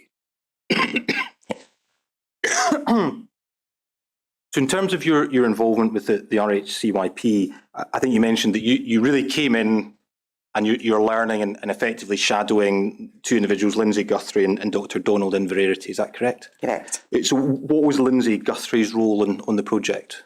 So Lindsay was there as my lead nurse. So in the short time that I covered the project, which predominantly was from sort of the end of the first week in January, because it had been the Christmas holidays, so I didn't have any direct contact with the project team until I came back, up until the beginning of June. So Lindsay was there as a support and for me to discuss anything with her that was related to any of the projects that I was working on, because there was other projects going on at that time as well.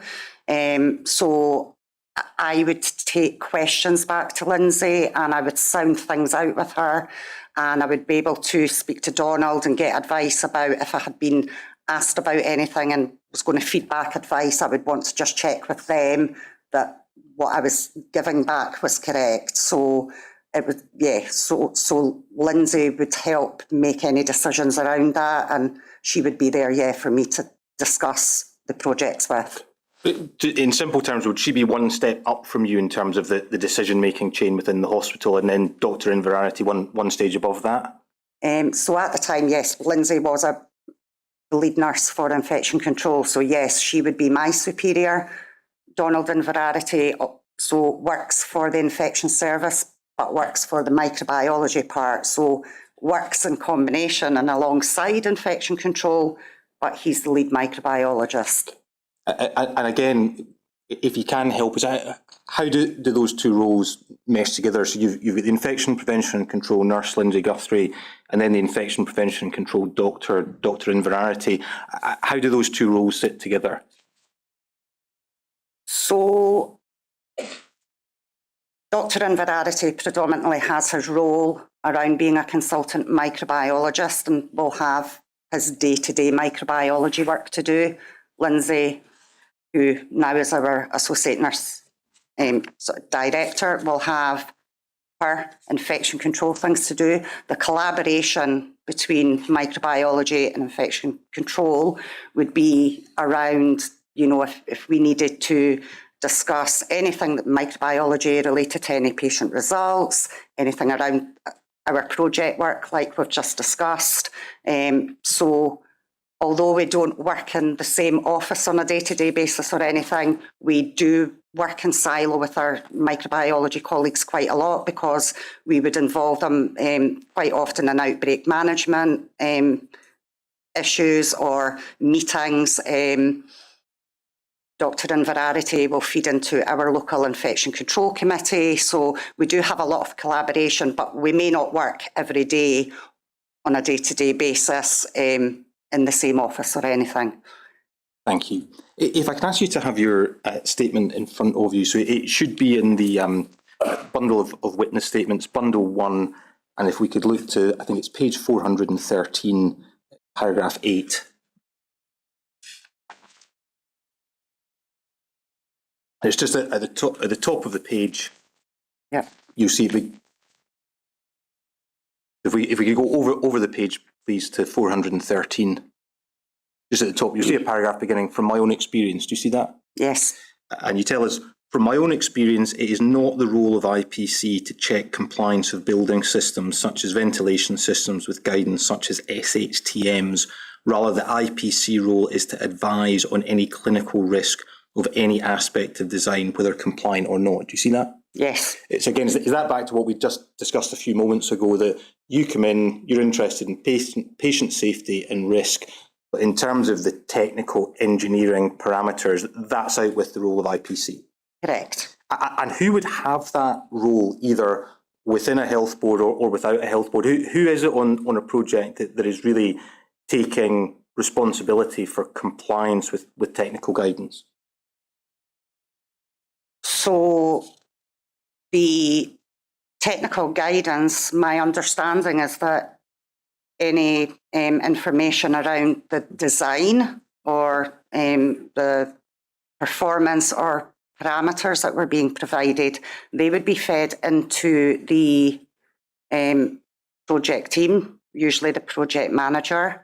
There usually is someone with sort of facilities estates background that would be sitting on the project, and I think that they quite often would discuss such with the authorising engineer or authorising person for the relevant, whether it be ventilation or water. So in terms of published guidance, you mentioned SHTMs there. Should the inquiry understand someone working in your role as an IPC nurse would have a general understanding of the guidance, but not necessarily the specifics and the nuances of that guidance? Yes, that's correct. Thank you. And I think you mentioned earlier in your evidence that one of the documents you'd be familiar with during your work is SHFN 30, is that right? Yes, that's correct. Again, the inquiry's looked at SHFN 30 on a number of occasions, but could you just, in broad terms, summarise your understanding from an IPC nurse's perspective? What is that guidance, SHFN 30? So SHFN 30 is a mandated process that all NHS boards were instructed to implement as part of any refurbishment or new build project. The guidance itself sort of sets out for project managers the process that should be followed, who should be involved in the project team from the outset of the project, and then there's various 4 stages of question sets that take you through different aspects of the project from beginning to completion. The question sets within themselves are basically a risk assessment, and it's to aid project teams to design out any risks, but then also implement anything that needs to be implemented to mitigate any risk where the ideal is not possible. So in a refurbishment, it may not be possible to provide X, Y, and Z because of space constraints or bed spacing or whatever. So it's not, always possible to give what's being asked for in the documentation, but it's to allow people to make that risk assessment and document what that risk assessment is and what mitigation is going to be put in place. Thank you. So risk management tool. Yes. Okay. And various stages, I think 4 stages that have to be There's 4 stages, that's correct. Now, again, just thinking back to your role as an IPC nurse, if a project team came to you and said, there's this 4-stage process, but we're just going to skip some stages of the process, is that a course of action that you would recommend? No, if it was a new build project, so not every piece of built environment work will require you to complete the 4 stages. The 4 stages are really for a new build, so from beginning to end.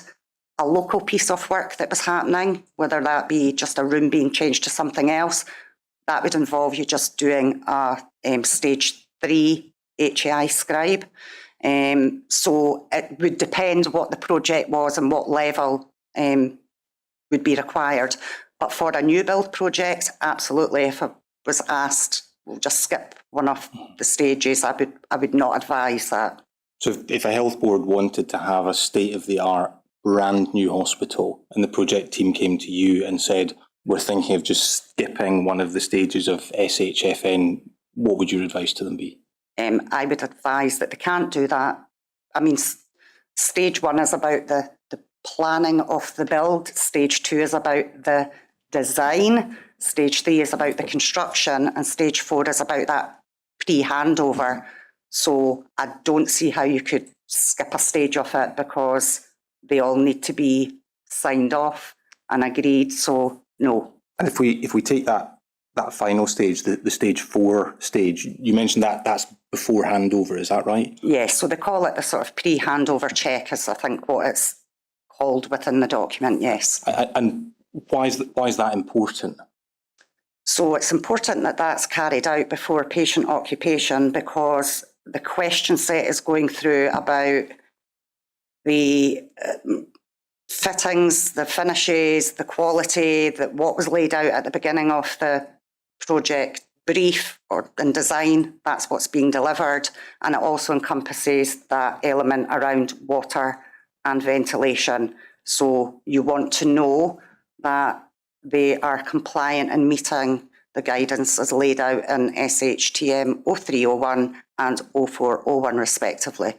So if you don't complete that stage 4, you could effectively be accepting a hospital that its water system and its ventilation system might not comply with published guidance. Correct. Thank you. Just before we move on from HFN 30, it talks repeatedly within the document about a collaborative approach, a partnership approach, that it's not a document simply designed for IPC professionals. If you think back to the period 2014 to 2019, do you think that was understood out with IPC circles, that this was a document for much wider dissemination?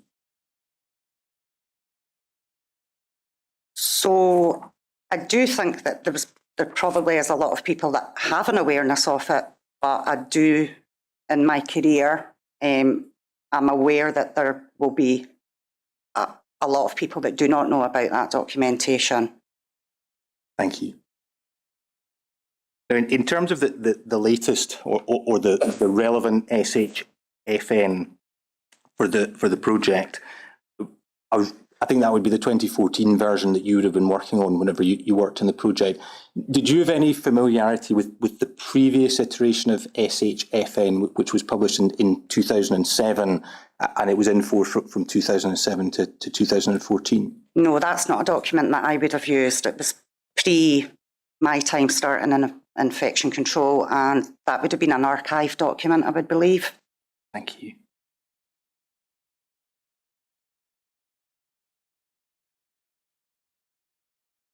If I could just ask you to have a look at that document. I appreciate it's not a document that you say you're familiar with, but it's within Bundle 13, Volume 3 at page 554.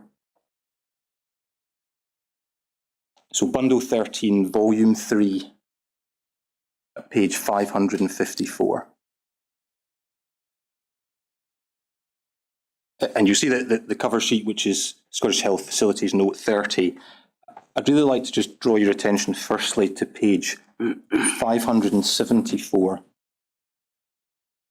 So Bundle 13, Volume 3, page 574.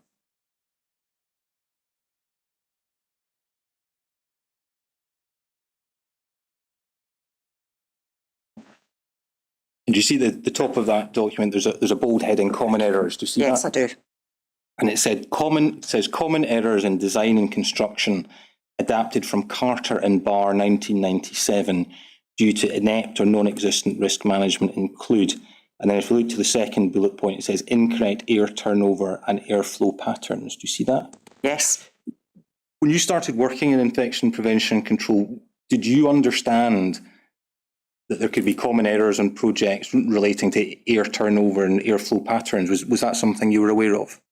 So when I started in infection control, no, it wouldn't be. As I say, ventilation isn't really part of that training. So no, I didn't really have any understanding about ventilation parameters and airflow patterns. Okay, thank you. And then if I could ask you to look on to page 576, please, and to the conclusion section of the document. Page 576, paragraph 5.19. So the document concludes by saying, the integration of prevention and control of infection risk management and construction is in its infancy. Do you see that? Yes, I do. Like, would that be your understanding still by the period of 2014, whenever you were starting to work in this area, or had things changed by then?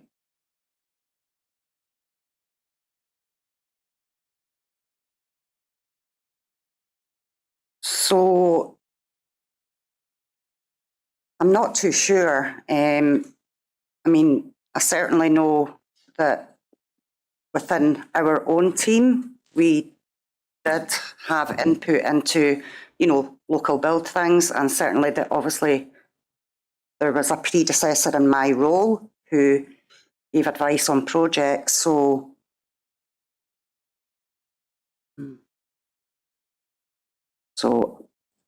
I'm not too sure.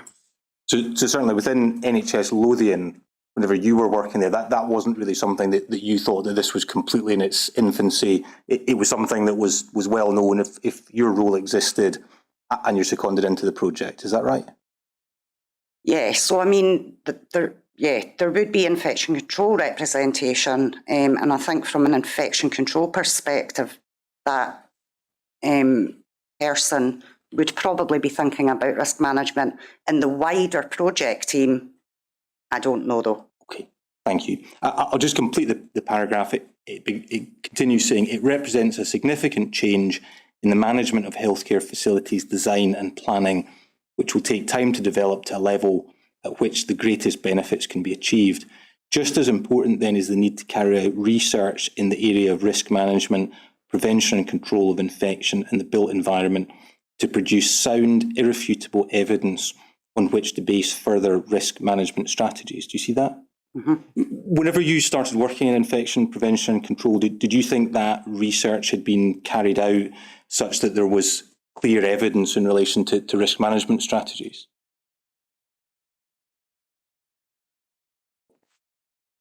I don't know.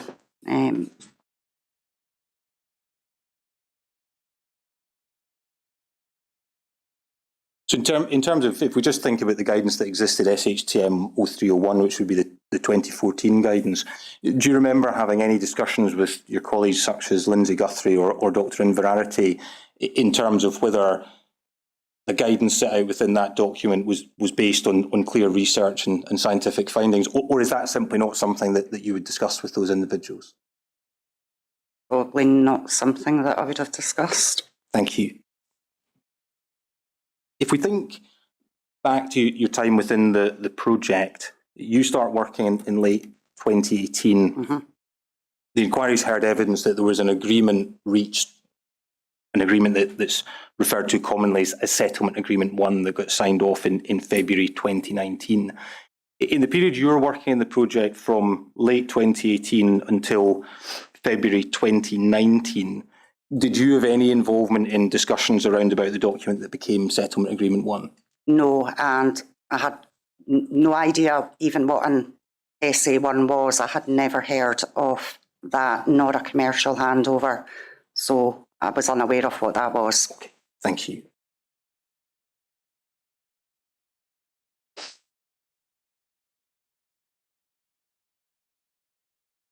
The inquiries heard evidence, which again you might not be aware of, that one of the things that happened in Settlement Agreement 1, which was in February 2019, is that the building, the new hospital, was handed over to NHS Lothian, and it was handed over before the Stage 4 HAI scribe took place. Were you aware of that?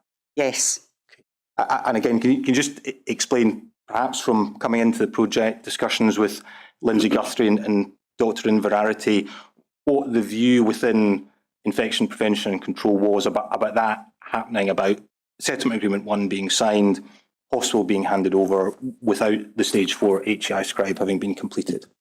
So I think we became aware of the handover of the hospital to NHS Lothian via a all persons email that came out to everyone that worked in NHS Lothian. And I was really surprised about that and taken aback because I didn't know that that was going to happen. As I say, I wasn't aware of what an SA1 was and I wasn't aware of what a commercial handover was. So at the time, my thoughts were, oh my goodness, the building's been handed over, patients are going to be moving in imminently, and there hasn't been a stage 4 HEI scribe 4 completed. So that did concern me at the time. But as I say, I had no awareness of what an SA1 or commercial handover was, and that at that time the patients were not imminently going to be moving in, and that wasn't planned until sort of more towards the summer. So you're the infection prevention and control nurse working in the project, and you find out that this handover's taken place simply by an all-staff communication. Yeah. Did you find that surprising?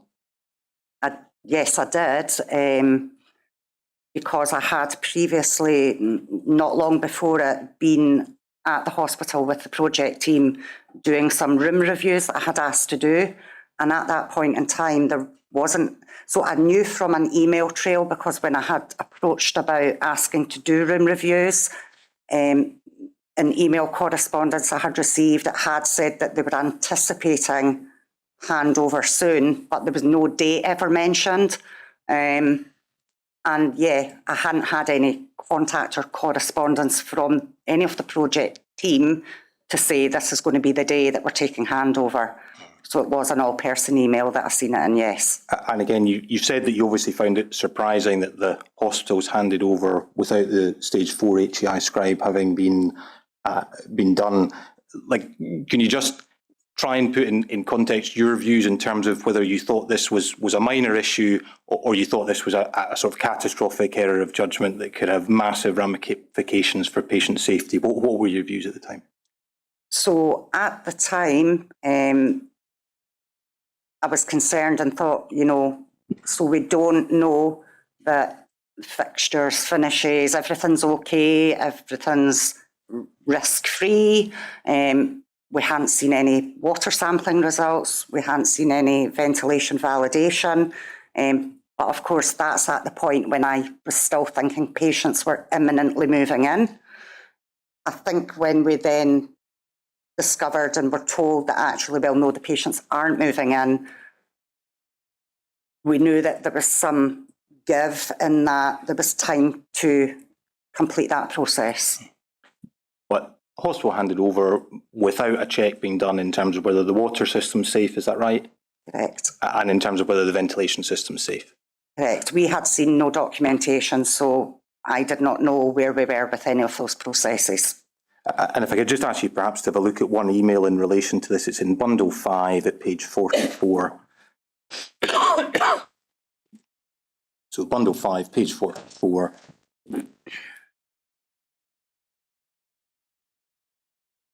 Page 44, which should be an email from Ronnie Henderson to Donald Inverarity, copying in a number of people, including yourself, Sarah Jane Sutherland. Do you see that? Yeah. Yes. And it begins by stating, "Hi Donald, it was good to meet you yesterday and have the opportunity to reassure and clarify how the project team are addressing concerns raised by our IPC." Do you see that? Yes. So in the first line there, we see that this is Donald Inverarity raising concerns on behalf of the Infection Prevention and Control Department. Do you see that? Yes. And then if we perhaps just look to the next paragraph, it says, "I've summarised the main points of discussion and evidence seen." This is the attendees, and then second introduction. And if we look to the second bullet point, it says, "DI expressed concern that this HEI scribe audit had not taken place before handover." Do you see that? Yes. And then in section 4, see that the email continues, "RH explained the commissioning and validation that had taken place for both isolation rooms and theatres, and that records were available in the project data storage system. The group visited an isolation room, the theatre suite and a ventilation plant room where RH and DG explained the ventilation philosophy for each area. The group visited external areas to view pest prevention measures and active measures to prevent ingress of pigeon droppings. Where demonstrated, RH explained that both isolation and theatre validation would be redone once construction works were completed. Do you see that? Yes, I do. Again, you just explain from your discussions with Dr. Inverarity, how concerned was he that the HEI scribe hadn't been completed? So I think, yes, he had the same concerns that I had. And at this time, so at the time this email was being sent, we're at the 21st of March, were you aware of any potential emerging issues from the Queen Elizabeth University Hospital in Glasgow? Not at that point in time, I don't believe. Did you later become aware of any concerns relating to Queen Elizabeth University Yes, when Hospital? there was things and obviously came out in the press, yes. Okay. And did you have discussions with Lindsay Guthrie and Dr. Inverarity about those issues? Not particularly, no. Okay. Thank you.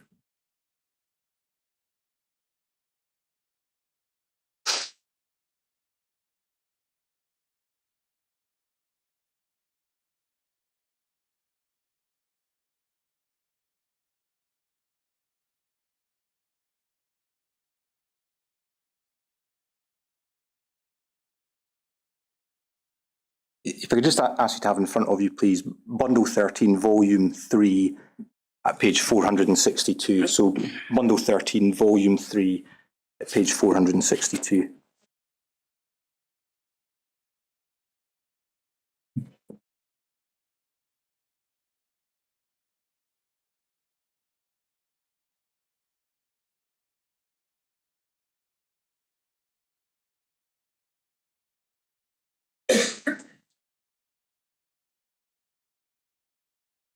So this is an email from Ronnie Henderson to yourself and Dr. Inverarity on the 27th of March 2019. Hi Sarah, unfortunately I won't be at the meeting next week as on holiday.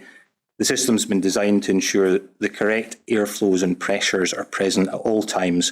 However, this will need to be confirmed during final commissioning and validation post-completion of the works reviewed and discussed last week. If required, I can provide the design information we have available. Do you see that? Yes, I do. It's really perhaps the email two down from that. You see that there's an email from Dr. Donald Inverarity to yourself Yep. on the 27th of March 2019. And it's just to look at the final paragraph there to see if that perhaps jogs your memory.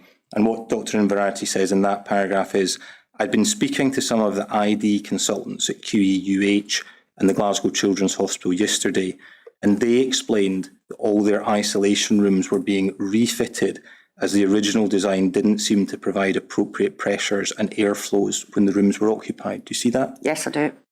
Again, I'm sure this is one email among many that you were copied into, but does that jog your memory in terms of any discussions you might have been having with Dr. Inverarity about potential issues at the QEUH? No, so I don't recall having any conversations around ventilation at the QEH with Dr. Inverarity. However, he was not able to attend the meeting I was going to, and yet I was obviously sent that email to ask, could I ask that question?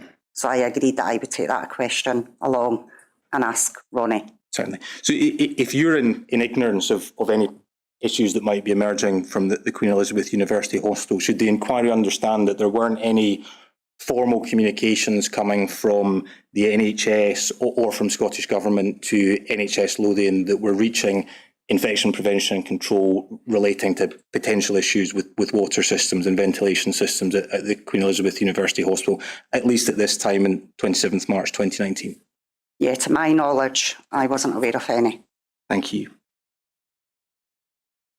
Were you involved, at least in the periphery of a stage 4 HEI scribe that was attempted in relation to the project, albeit after handover? Yes, I was. And can you just explain in general terms, I think you fairly said that you're really shadowing Lindsay Guthrie at this point, but can you just explain in broad terms your understanding of what happened in relation to that stage 4 HEI scribe? So any particular one of the So there was 3 separate visits? I think it's perhaps not fair. It's not a memory test for you. So if we bring up the HI scribe, I'm interested in it's in bundle 5 at page 95.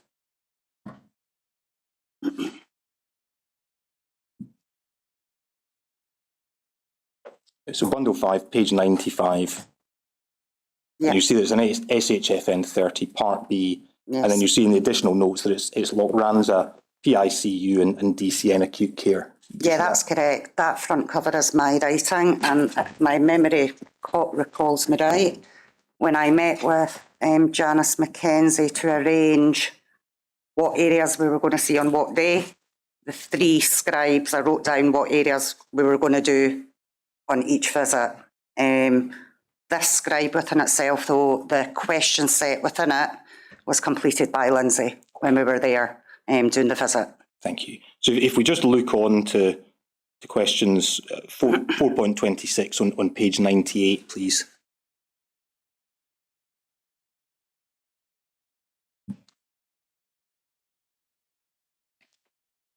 See that question 4.26 is the ventilation system designed in accordance with the requirements of SHTM 0301 ventilation in healthcare premises, and it's ticked with an asterisk which says with derogation 4 air changes an hour, single room risk assessed and approved. Do you see that? Yes, I do. Can you just explain your recollections of the ticking and the marginal comment, if any? Sure, yeah.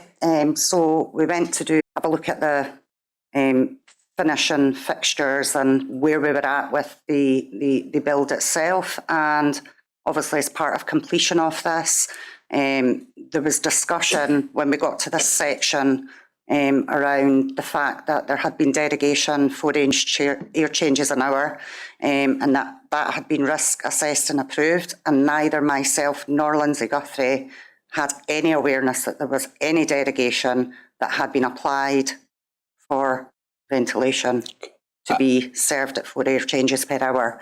So I believe that comment was made there and an asterisk was put there so that we knew that was something that we hadn't seen. We had to follow up and we had to see what was within that risk assessment. So we don't know when it was written, who was involved in it and who agreed to that risk assessment. Okay. And at that time, did you think there was any derogations from the guidance whatsoever in relation to critical care rooms? No, not at all. My recollection is the 4 air changes per hour derogation was mentioned, but there was no specifics around which areas within the hospital that was talking about. Mm-hmm. And again, if we just look at question 4.26, which is effectively asking for confirmation of compliance with published guidance, SHTM 0301, yes. You'd said earlier that's, if you like, something you'd have a general knowledge of, but you wouldn't be the specific individual that knew exactly what was set out in that document and the nuances around it. So in terms of that box about compliance, as an IPC nurse, would you need someone else within the team to tell you that the system was complying with the published guidance SHTM 0301? Yes, so we need someone that had that technical expertise to tell us that, yes, the ventilation is designed. And so infection control would take, if we were told that it was designed, then we would believe that that is how it had been designed. And can you remember who was it that was telling you that the system was designed in compliance with SHTM 0301? So my recollection, that would be Ronnie Henderson. Thank you.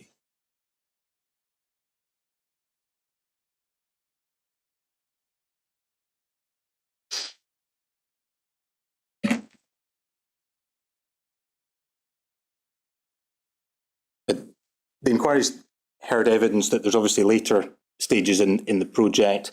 IOM come in and do various testing. It's identified that aspects of the ventilation system don't comply with published guidance.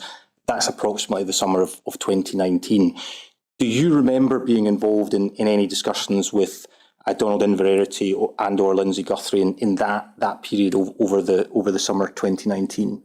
So come the end of May, beginning of June, my involvement in the project as a whole sort of stopped and everything was taken over by Lindsay and Donald. So I may have continued to be copied into some emails, but I predominantly wasn't dealing with any. So I wasn't involved in any of the IOM discussions. I wasn't copied into many of the emails, and sort of had no awareness of what was then being discussed in the periphery around critical care, etc. No.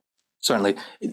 During the summer of 2019, did you attend the Fallfield course? I did, yes. Okay. And again, for those of us that don't know what that is, can you just explain in broad terms what's the Fallfield course and who runs it?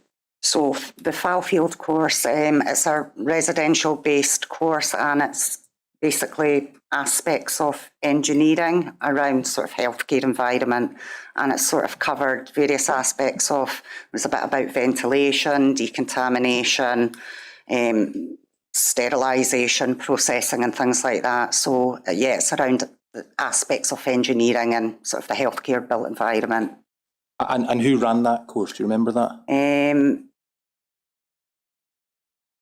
I appreciate it's a long time ago. If I was to suggest that it was Peter Hoffman. It's run at Eastwood Park, I can tell you that. But do you remember if Peter Hoffman of Public Health England was involved? Yes, he was one of the speakers. At the. And Malcolm Thomas, did he do some of the sessions? Yes, I believe he did. Okay. If I could ask you just to look to an email exchange, Bundle 13, Volume 8, page 591.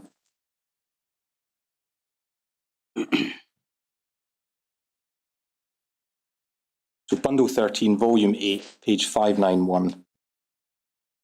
The context of the email chain that I'm going to ask you to look at is that a Julie Freeman contacted Janice McKenzie and Donald Inverarity about concerns about potentially moving for 4 bedrooms in critical care from balanced or negative pressure to positive pressure. So she had concerns about moving from balanced and negative to positive pressure, which is set out in the guidance. And it's really just to pick up approximately halfway down that there's an email signed off by Donald beginning, any views from Fallfield, please. Do you see that? I do, yes. Yes, it says, any views from Fallfield, please. And if we just skip to the final paragraph, he says, discussion was detailed, but crucial to get their agreement to have an SHTN 0301 compliant design. The current design of balanced or slightly negative 4-bedded rooms, deviation from SHTM 0301, seems to have arisen from clinical teams rightly wanting to protect patients out with a potential cohorted area, and so much of this concern is to convince them that this is still possible with an SHTM 0301 compliant design. Do you see that? I do, yes. Okay. And then it's the final bit, thanks. My brain is fried. Do you see that? Yes. Do you remember having interactions with Dr. Inverarity where he expressed views that he was finding this a very difficult and complicated problem to try to solve? So no, I don't recall having any direct conversations with Donald. As I say, that all the things around critical care were predominantly dealt with by Donald and Lindsay. I may have been copied into emails at times, but I don't remember having any direct conversation at that time. The only reason I ask is because you're on the Fallfield course. Yes. Dr. Inverarity says any views from the Fallfield course, and you'll see the email at the very top of the page 591, is from a Jennifer Poyner, copying in a number of people, including yourself. She doesn't give a view, she simply says, overall, with this one, we think it's not really an issue. The fact that there is a door that can be closed in the 4-bed room will in itself reduce infection spread by 80%. Changing to a negative pressure facility in that area will not necessarily add anything. Do you see that? Yes, I do. Do you recall, was that Jennifer Poyner expressing her own views, or was that views that had been expressed by the individuals running the Fallfield course? And if you can't remember, please do just say. So, yeah, I don't know if that is her own opinion or if that may have came from conversation down at the course. I mean, obviously, we were down there to learn about ventilation, so I don't recall being party to any particular conversation around negative, positive, changing from balanced or whatever. I don't recall being, So if those discussions took place, you weren't privy to any discussions with Peter Hoffman or Malcolm Thomas? Not that I recall, no. Thank you.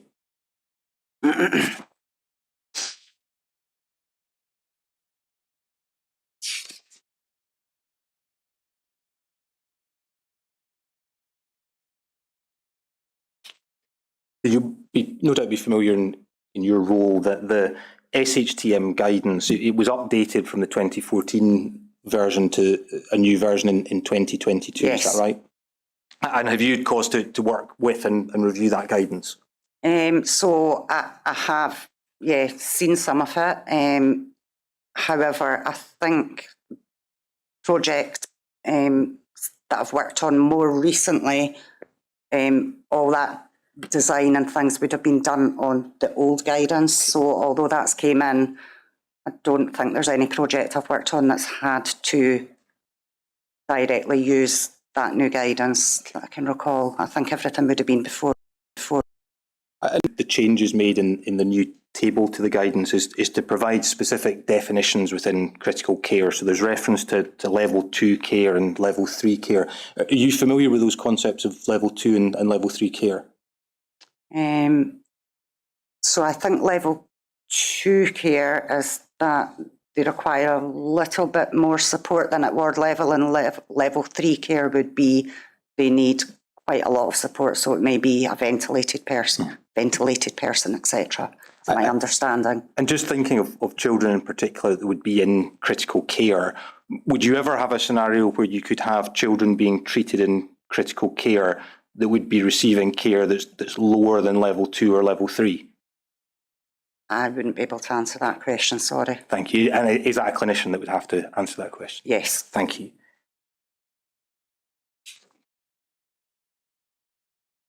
Within your role as an IPC nurse, have you had any dealings with the new body NHS Scotland Assure? So yes, I do have awareness of them, and I have attended a couple of, so they had like a stakeholder conference, and they've had some online stuff. So yes, I do have an awareness of NHS Assure, yes. And have you had any involvement in the new key stage assurance review procedures? So I've not had any direct involvement. I am aware of the process, and I do think it has been embedded in one of the projects which is happening on the hospital site I work on at the moment. However, that project that it's related to is an infrastructure project, so it works out with the hospital building rather than inpatient areas. And in terms of this key stage assurance reviews, do you think there'll be an improvement on the old system? So I think NHS Assure's quite a new body. I'm not fully clear on the role, so I do understand what they aim to do, but the practical side of it, I know that a key stage assurance review is expecting NHS boards to probe and gather information around certain aspects of the project and design, etc. And that has to be gathered at certain stages before the project can then move on. But in respect of how that evidence that's been gathered by the boards is being checked or overseen by NHS Assure, I'm not quite sure that that's their role. So if it's not the role and there's an issue with a piece of design, whether that be ventilation or not, how is that going to be known? And as the sort of overarching body that's brought in to try and help projects and assist projects, I just don't know if they should have a more in-depth involvement at a practical level. But as I say, I'm not 100% sure of the role as such, because there's only one project that I know in NHS Lothian that they have an involvement with. In terms of the key stage assurance review, in your role as an IPC nurse, are you clear what is going to be expected of you from the new body NHS Scotland Assure? So yes, I think there's lots of expectations. So within the key stage assurance review, if you actually look at some of the documentation, there's the expectation that infection control will be expected to be advising around fire, electrical, things that are absolutely out with our scope of practice. So yes, I'm aware that, and I think there has been a lot of discussion across boards about the content and expectation that has been put upon infection prevention and control nurses that are absolutely out with our scope of practice. So, again, just so I'm understanding, do you think it's unrealistic, the burden that's going to be placed on infection prevention and control nurses by the key stage assurance review process? Absolutely. I mean, at the moment, we already have a huge remit of what we need to cover. The built environment is only one part of it, like I said earlier. So the expectation of all the extra things that we're being asked to pick up, so potentially picking up, looking at, overseeing, the care home aspects of infection control. We have all our outbreak management. We have limited workforce, and there's a huge workforce issue at the moment, I think, across the whole of Scotland, in recruiting and retaining, and there's no financial uplift with it. And there's also the workforce strategy that's going to come into play. So that will also have, potential changes to the expectations of infection prevention and control nurses. So I think the amount of time, I think that they are expecting that infection control nurses will apply to a project is absolutely unrealistic. If I recall right, I think somewhere in some of the documentation it alludes to one infection control nurse per project. We don't have that workforce to support that. Okay. Maybe just take that in stages then. So that, is it fair to say there's a lot more that's going to be expected of infection prevention control nurses in particular? Is that right? That's your understanding? Yes, that's correct. And are you aware of any specific training that's being provided to individuals like yourself working as IPC nurses in relation to these new tasks that you're going to have to undertake? No. Okay. And you mentioned a problem around numbers. In terms of the work that you were doing before NHS Scotland Assure, were there enough infection prevention and control nurses within Scotland for all the roles that are advertised, in terms of your understanding? So I guess infection prevention and control, it's a very specialised area. So, people want to have to, make a choice whether that's a career path they want to take, because you then do need to undertake, extra study, etc., to become qualified in that field. I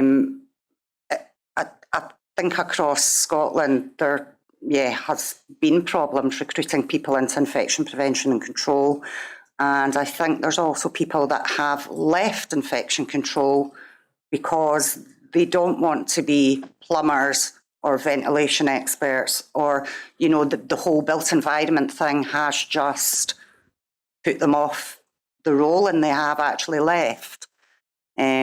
So it's getting people into infection control and retaining them.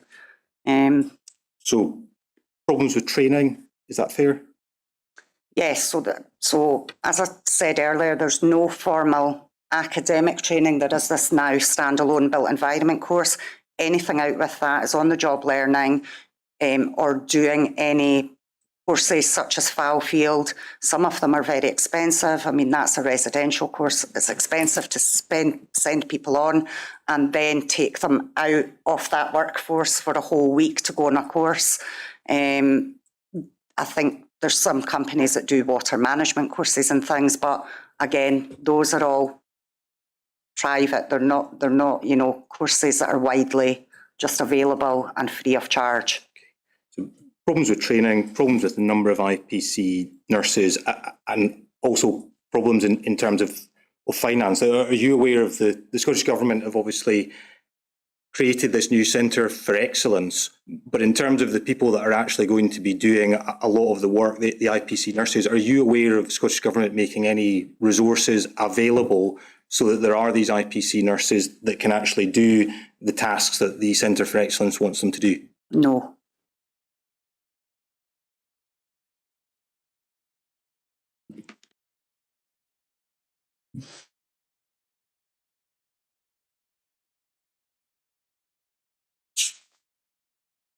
You'll be relieved to know that there's just a couple more things that I want to ask you about. If I could just ask you to look to your colleague Lindsay Guthrie's witness statement. So that's in bundle 2 of the witness statements. And if we could look to page 152.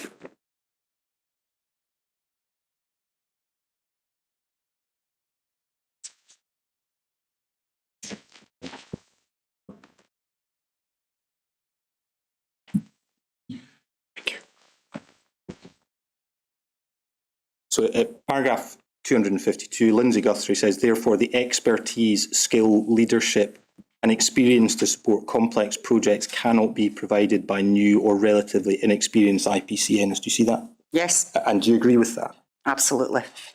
And then if we could look on to paragraph 265 on page 154, please. Page 154, paragraph 265, Lindsay Guthrie says, I believe that IPCTs are increasingly being used as quality control officers within projects with an expectation of attendance at arbitrary meetings to satisfy an NHS Scotland Assure defined process. Do you see that? I do, yes. Like, do you feel that you're being forced into the position of being a quality control officer for future projects? I have said on occasion before, yes, that I felt like a building control officer, yes. And do you think that's fair and realistic to expect an IPC nurse to undertake that role? No. Just try and explain in your own words the difficulties and pressures that you would feel in terms of discharging the role that's been created for you under the new system with NHS Scotland Assure. So I think as a nurse, I mean, you know, you have a responsibility under your registration to practice within your scope of practice. And I feel that the expectations of being expected to have that increased input and skills and knowledge around technical aspects of, like we say, water and ventilation, which there are already experts within that field who should be advising projects, and experts within NHS Scotland Assure. I think that, yeah, asking nursing staff in infection control to pick up all these extra tasks is, it's definitely going to put some people off, and people will feel really uneasy about giving specific advice around certain aspects of a project because they will be concerned about their nursing registration. And again, the inquiry's looked at some of the documentation on a number of occasions. As the key stage assurance reviews, there's going to be help and support that can be provided by NHS Scotland Assure. But NHS Scotland Assure isn't going to act as an inspector or a regulator or have a scrutiny function. Do you think that's the right model? No, like I alluded to earlier, I think that potentially maybe they need to have more of a practical role within a project. So I think that where there is the potential that boards may do things in a slightly different way.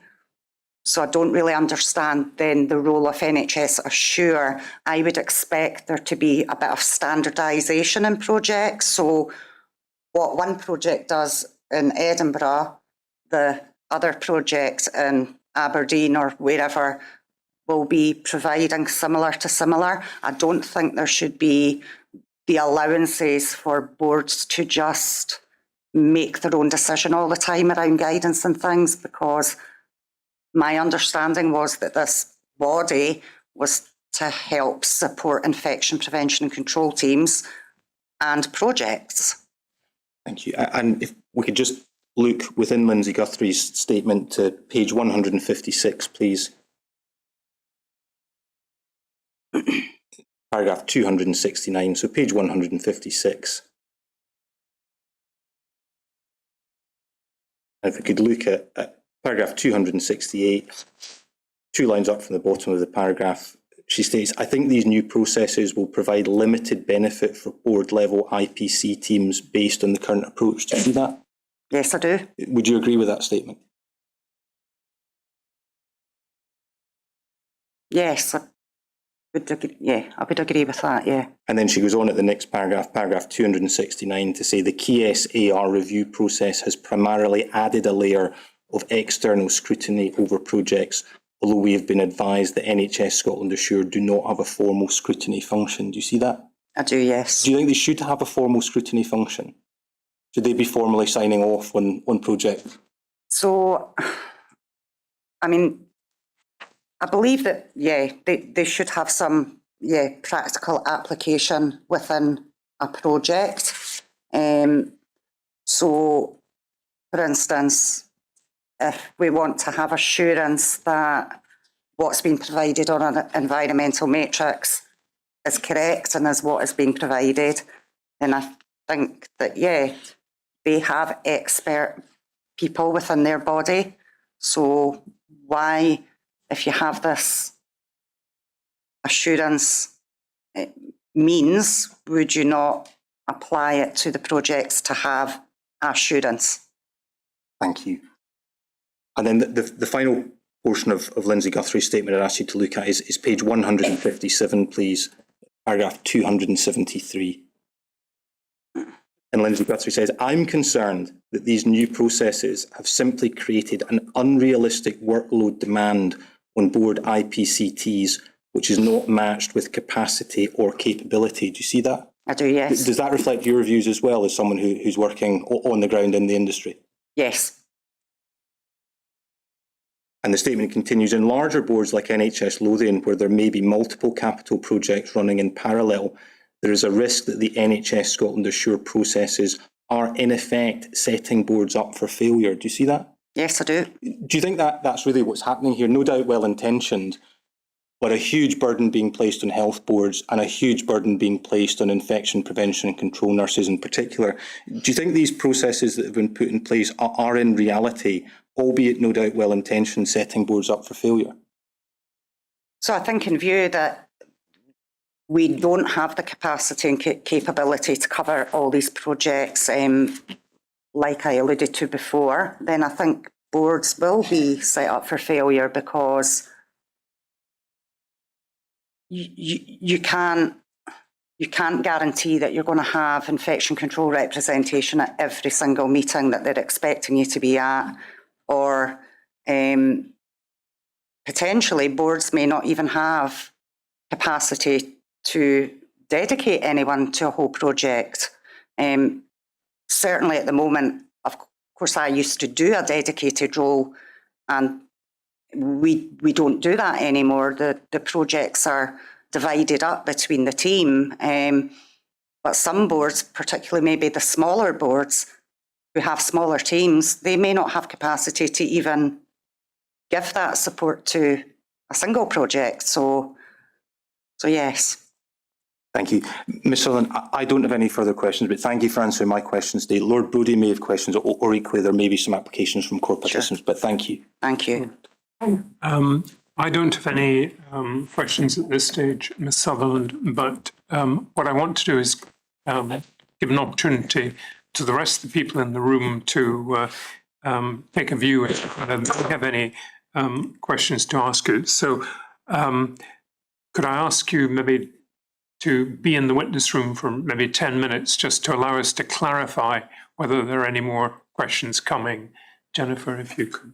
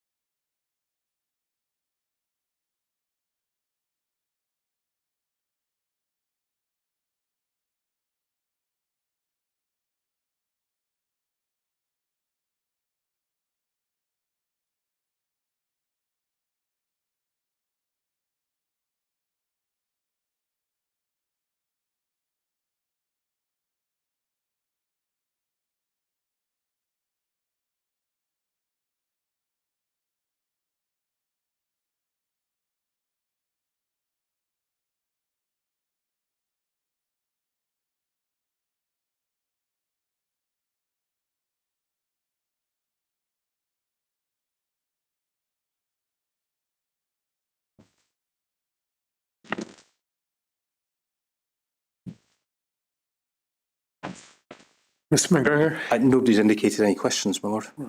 Thank you.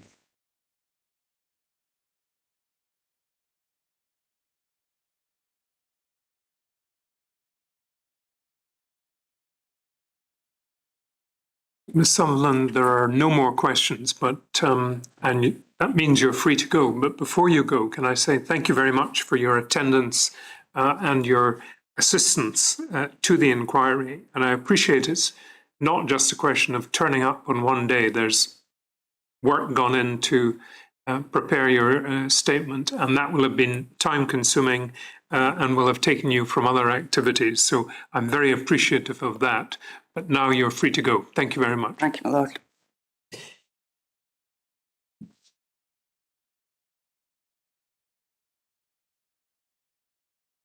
Now, the plan for tomorrow, Mr. McGregor? Tomorrow would be Lindsay Guthrie, my lord. Dr. Inver, sorry? Tomorrow's Lindsay Guthrie, my lord. Lindsay Guthrie. Remind me, do we have Dr. Inverity scheduled as well? He's scheduled for Tuesday, my lord, of next week. Right. Well, thank you very much, and we'll see each other tomorrow.